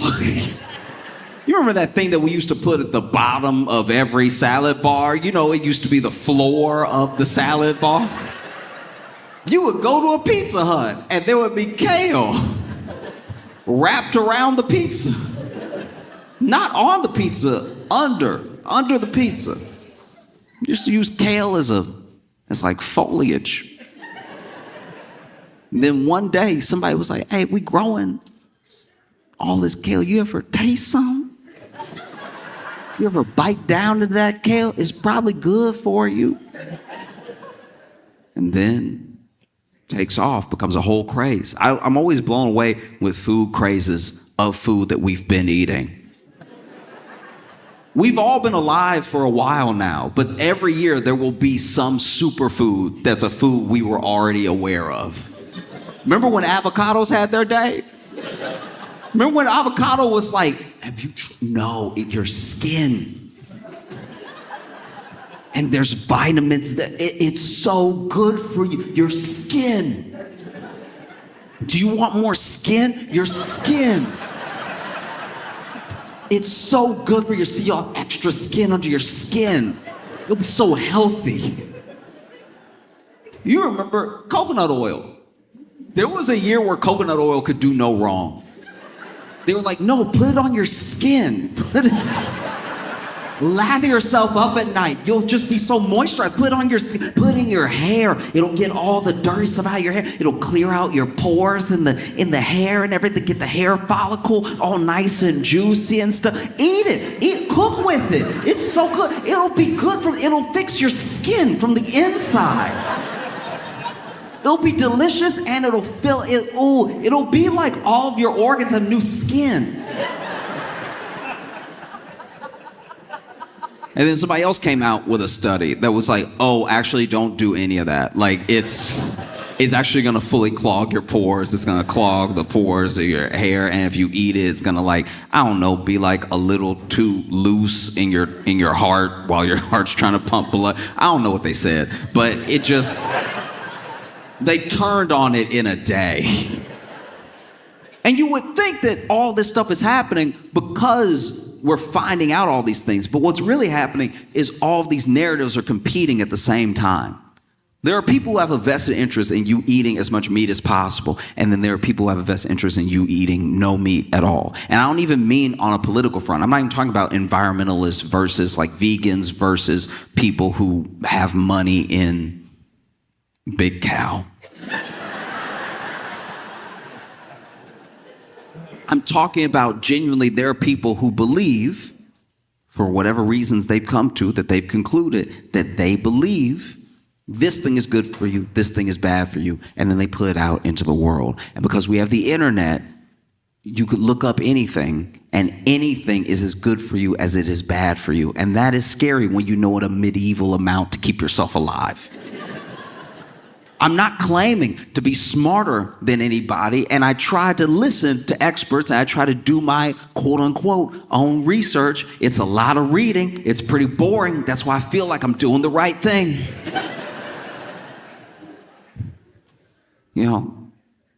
But it's still tough to know. I'm not coming down on people for not knowing. I think it's mostly that if someone went to all the trouble to know, maybe that should mean something.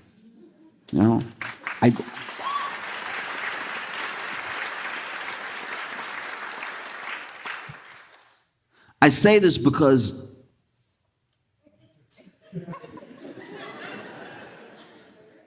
RFK Jr. is the head of health and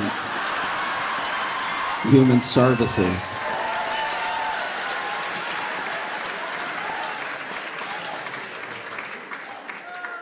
And if you're not familiar with RFK Jr., he has a very specific sound,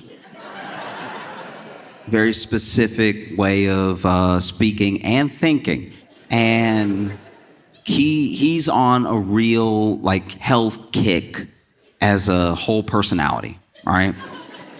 And it's unfortunate that so much of that is what feels like riddled with internet.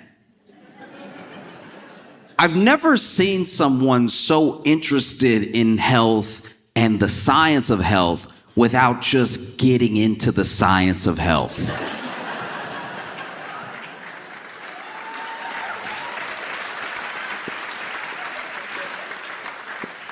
Do you know what I mean? It would be like me knowing every stat that there is to know about basketball. But then when someone rolled me a ball or even tossed me a ball, maybe I'm playing my first pickup game of basketball. With all of this knowledge I supposedly have of the game, I know plays, I know players, I know stats, I know strategies, and then someone actually passes me the ball and I go,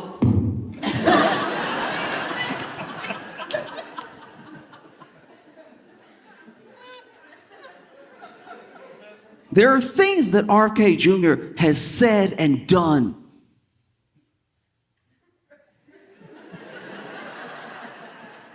They don't just worry me. You know what I mean? They don't just like worry me. They actively go against, like, it's one thing if you have one theory.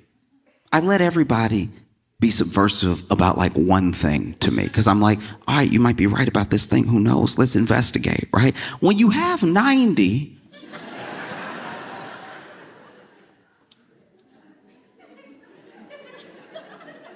nah, dog, this is bad.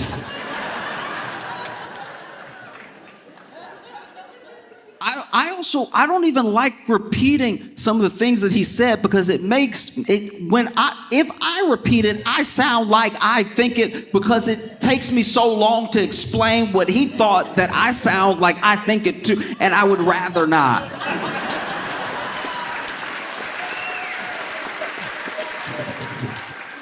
You know, during his confirmation hearing, he said a lot of things that didn't quite fall in line with what he had been saying before he was trying to get confirmed, you know? So he said a lot of the right things to go ahead and get confirmed. And look, he was probably gonna get confirmed no matter what. You know, there was a majority that was gonna push him through, most likely, no matter what he said.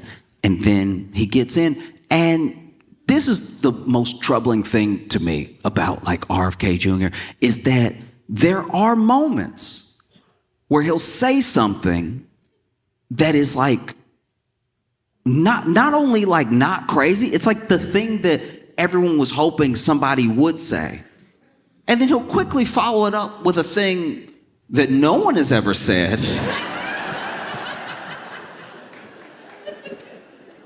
And you're like, oh, you had us for like a half second. You know, like, because RFK Jr. has talked about like trying to remove all the dyes out of the foods, like out of the candies and out of the like crackers, all the stuff like that, out of the chips. It's like, that's actually a good thing. That would be good. Everyone else already removed it. Like, these companies may be international, but when you go to Europe, it's a different chip. And that's specifically because Europe was like, we don't do that to our people. So you should, if you want to be here, you can change it, but you have to change it. It can't just be whatever you want it to be, right? And so when RFK Jr. says, like, I'm trying to get all these additives out of the food, all these dyes, all these things, it's like, wow, that's great. That I like that. And then he's like, and we need a registry for autism. And you're like, oh.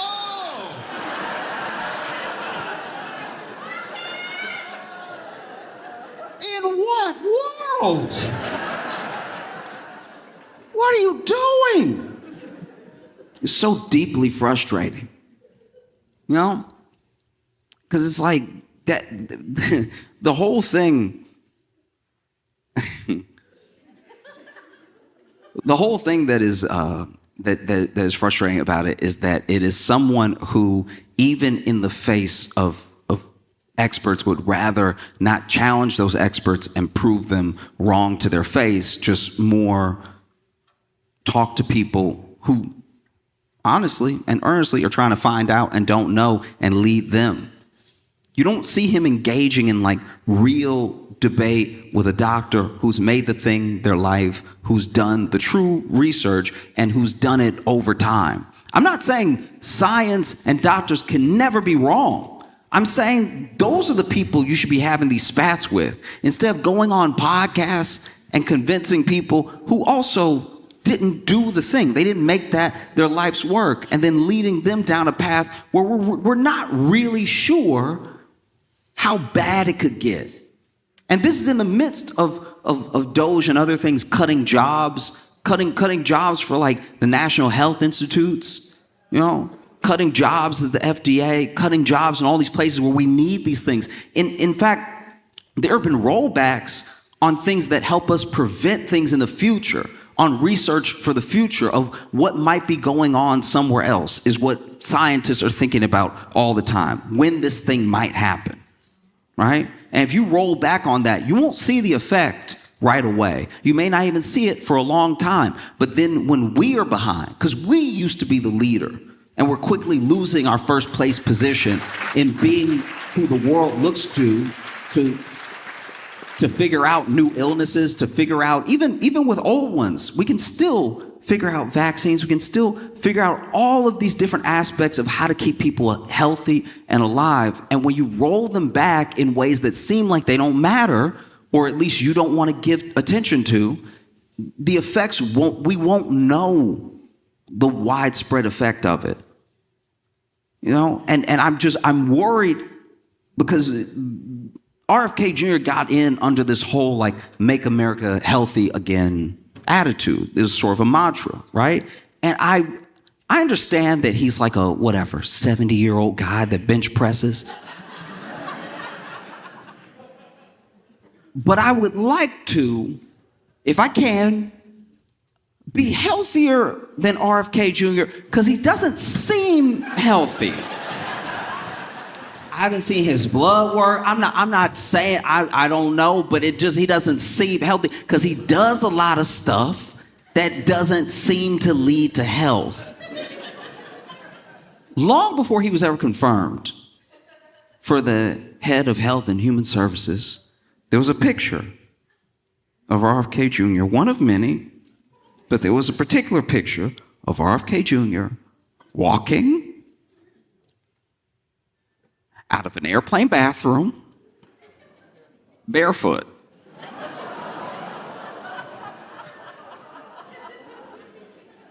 And when I saw it, I rebuked the picture. I was like, that will not be in my life. No, thank you.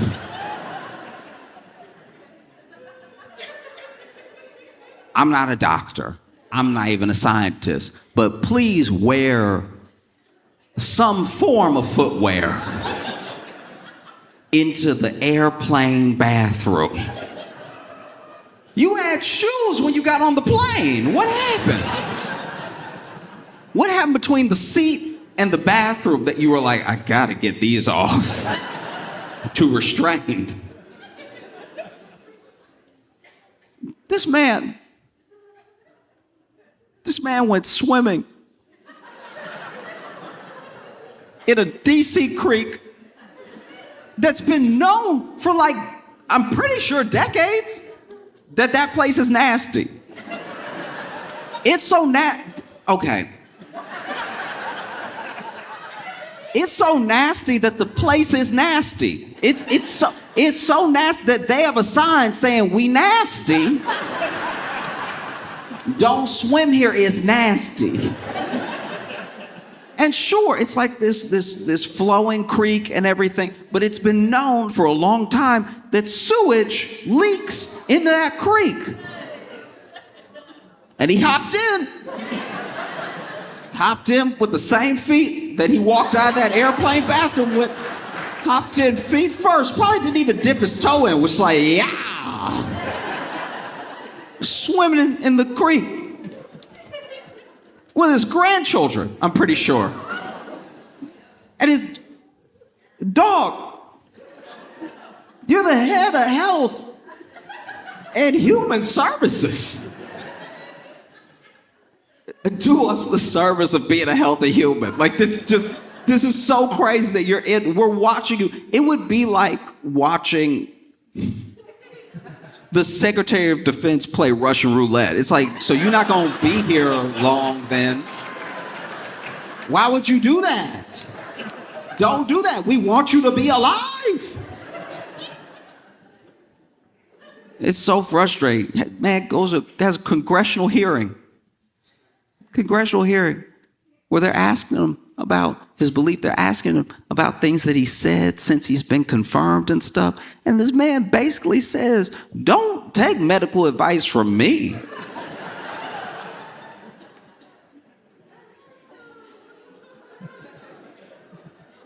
There's a part of me that almost respects that. There's a part of me that almost respects that. Let me tell you why. Because I have been, an hourly worker several times in my life. I've had lots of odd jobs that pay by the hour. I've had lots of I won't call them corporate, but just established corporation jobs that pay, by the hour.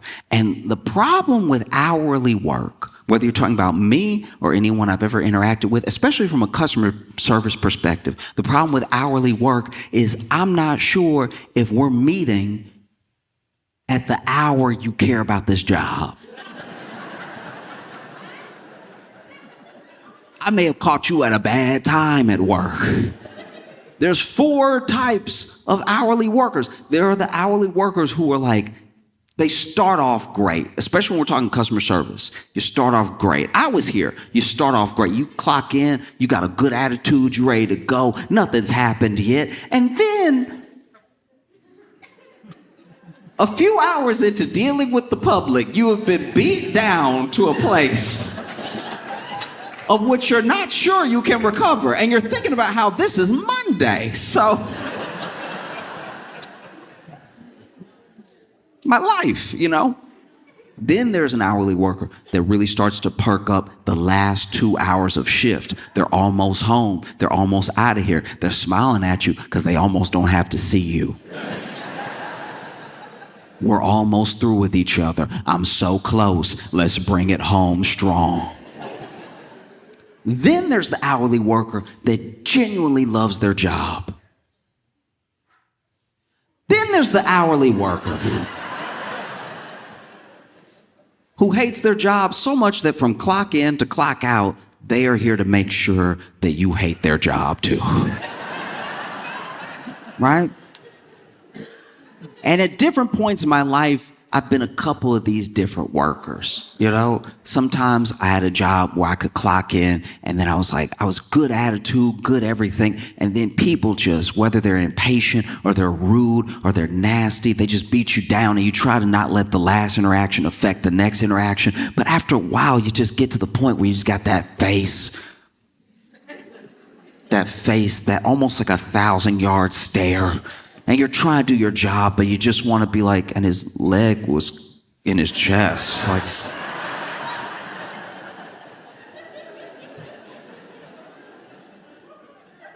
And I've also been that person that's had that job that I'm I can't wait to quit this job.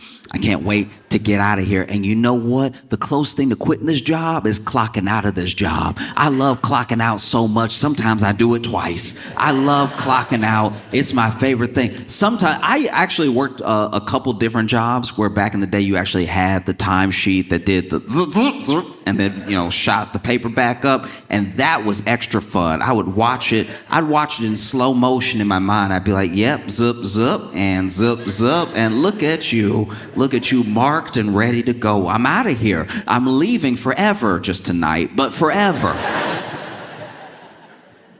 And then, admittedly, I did have jobs that I really loved. I really enjoyed clocking in and having a great time with my coworkers, and I enjoyed the job that I was doing. And even if it was something to do with the public, you have your jerks once in a while, but for the most part, it was phenomenal And I got great experiences out of it. And I'd clock out, I'd go home, I'd start again the next day. And then I had jobs where I was like, oh, okay.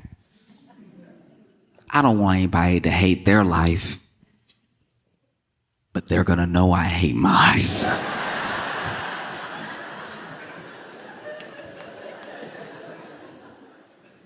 And there's something in the spirit of an hourly worker that's in the middle of doing their job that's like, oh, don't do what I do. That is what I heard at that hearing. No, guys, don't follow my advice. I don't know.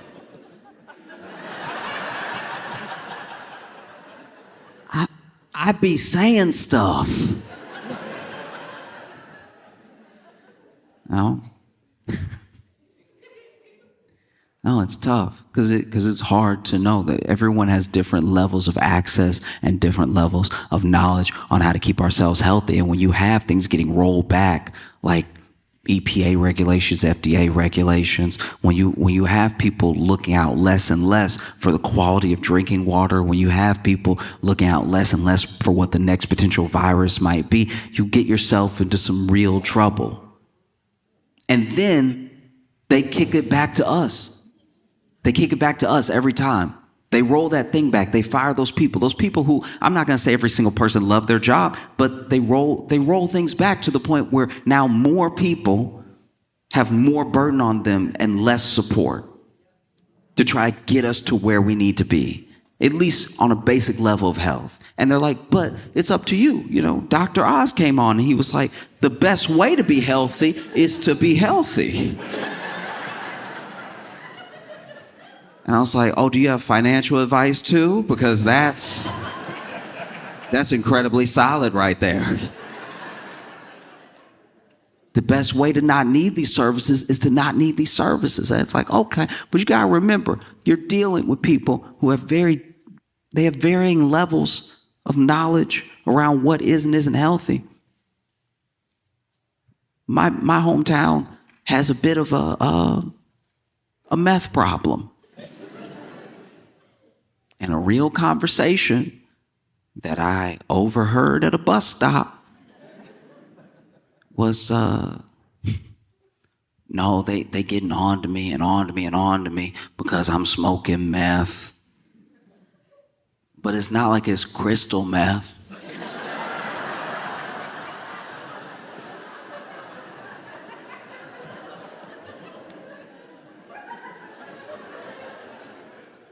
And not only me as a bystander, but the person they were talking to seemed to also be on meth. Said, what do you mean it's not crystal meth? And he goes, it's regular meth.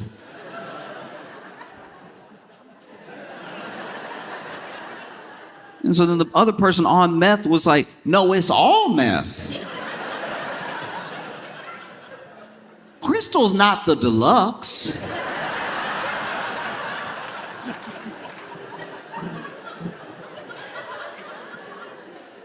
It's not like Crystal Pepsi, you know what I mean?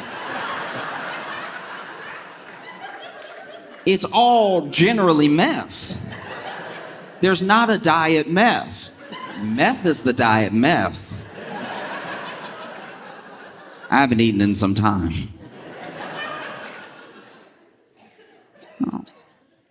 Because we are a huge country. And it's when you travel, you realize how big this country really is. And it's a lot of people to try to keep healthy, try to make healthy, you know? And so you want people of the absolute highest caliber, knowledge and character to be in positions that affect your health. And I just don't think RFK Jr. is that, you know? And there's all these things. There's plenty of things that you can watch and plenty of breakdowns people have done on his ideas and his theories about health and everything, and the things that he says that fall into the lane of conspiracy and the things that he says that fall into the lane of like homeopathic cures and stuff. And I'm just saying there's a certain way that you talk about people that lets me know what you think about people, how you feel about people, right? And while maybe from his perspective seeming compassionate or seeming understanding, the way I've heard him talk about people, especially people with autism, but people with any sort of different ability or way of life, and talk about it in terms that just seem so like stark and dismissive of the individual themselves in these broad brushstrokes, and then try to later come back and be like, oh, I was only talking about a quarter of, as if that's better. It makes me feel like this is not the individual that should be in that position. And that's not just because he swims in sewage. It's because like actual sewage is spilling out of his mouth every time he talks.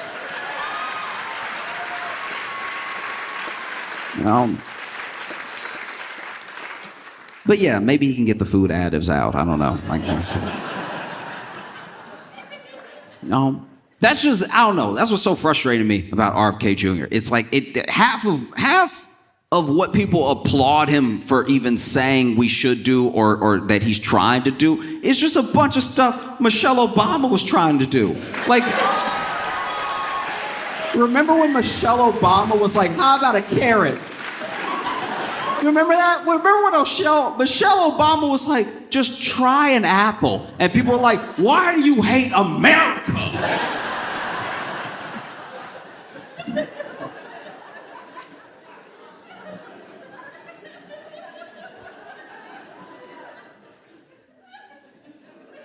No, it's super frustrating. I get frustrated all the time. I can't imagine if you are, a parent of a child with autism and you're listening to RFK Jr. talk, or if you're someone who's an actual health specialist and you're listening to RFK Jr. talk, or if you are the person who, in my opinion, deserves to be the angriest, Michelle Obama, listening to RFK Jr. talk. She probably pointing at the TV doing the DiCaprio meme. Like, that's what I just want you to try an apple.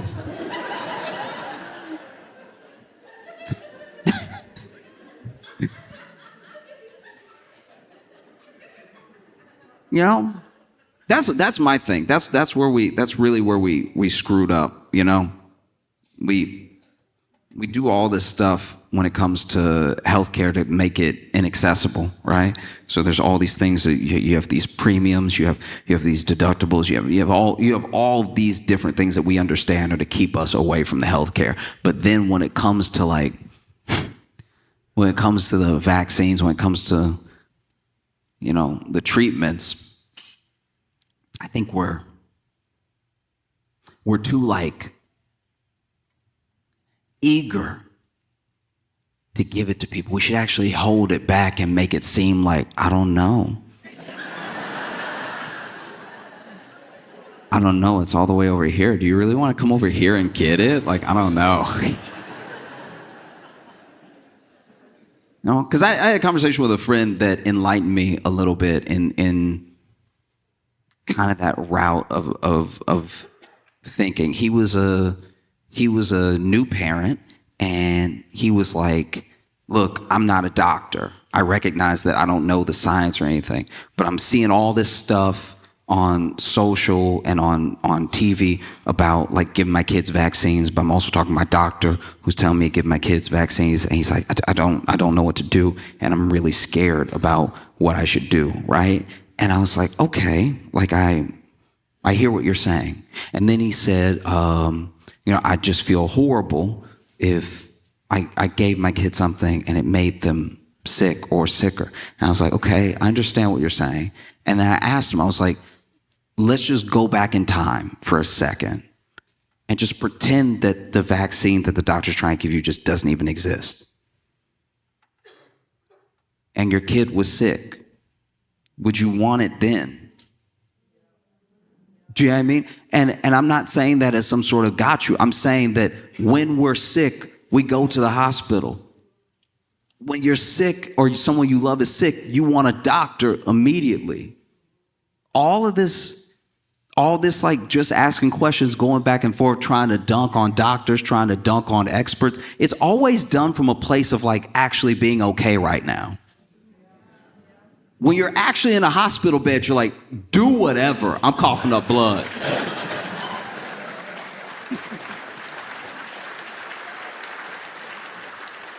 You know what I mean? And I'm not saying that to say that I don't have empathy for people who have questions or people who are unsure, people who are scared. That's where I think a lot of like humanity gets lost in the conversation. When some people are just like, I don't know what to do. I'm genuinely afraid of what I should do next because there's all this stuff out here. Just like with the food, just like with the treatments. For everything, there's a thing for it and against it. And it depends on when it comes up in your feed. It depends on how you search. It depends on how you type it into Chat GPT. And so it's hard to know, to really know, right? And so I try to not just have patience, but have empathy for people who are genuinely unsure. But you saw it. You saw it in COVID. People were yelling to the rooftops, I'm not wearing a mask, I'm not doing this. Look, live your life. But then at the third cough, they did go to the people who told them to do all that stuff. And I'm just saying, like, I don't know, if you trust them now, you trust them when it's bad, why not trust them a little early? You know what I mean? And I just want to make it clear, like, my big gripe with RFK Jr. is that he doesn't have these debates and he doesn't have these knockdown, drag out fights and arguments about the science and about where he's coming from and how he has his logic and how he came to these conclusions with experts who are well versed in the science and in the medicine. It's always done in like a podcasty type of way. And now that people's real lives are at stake, I just think that's unacceptable. Like, I don't know how we're so willing to give this much like I know we're not, but just I don't know, when you look back and you compare it as a country, Michelle Obama was like, just eat the apple, like it'll help.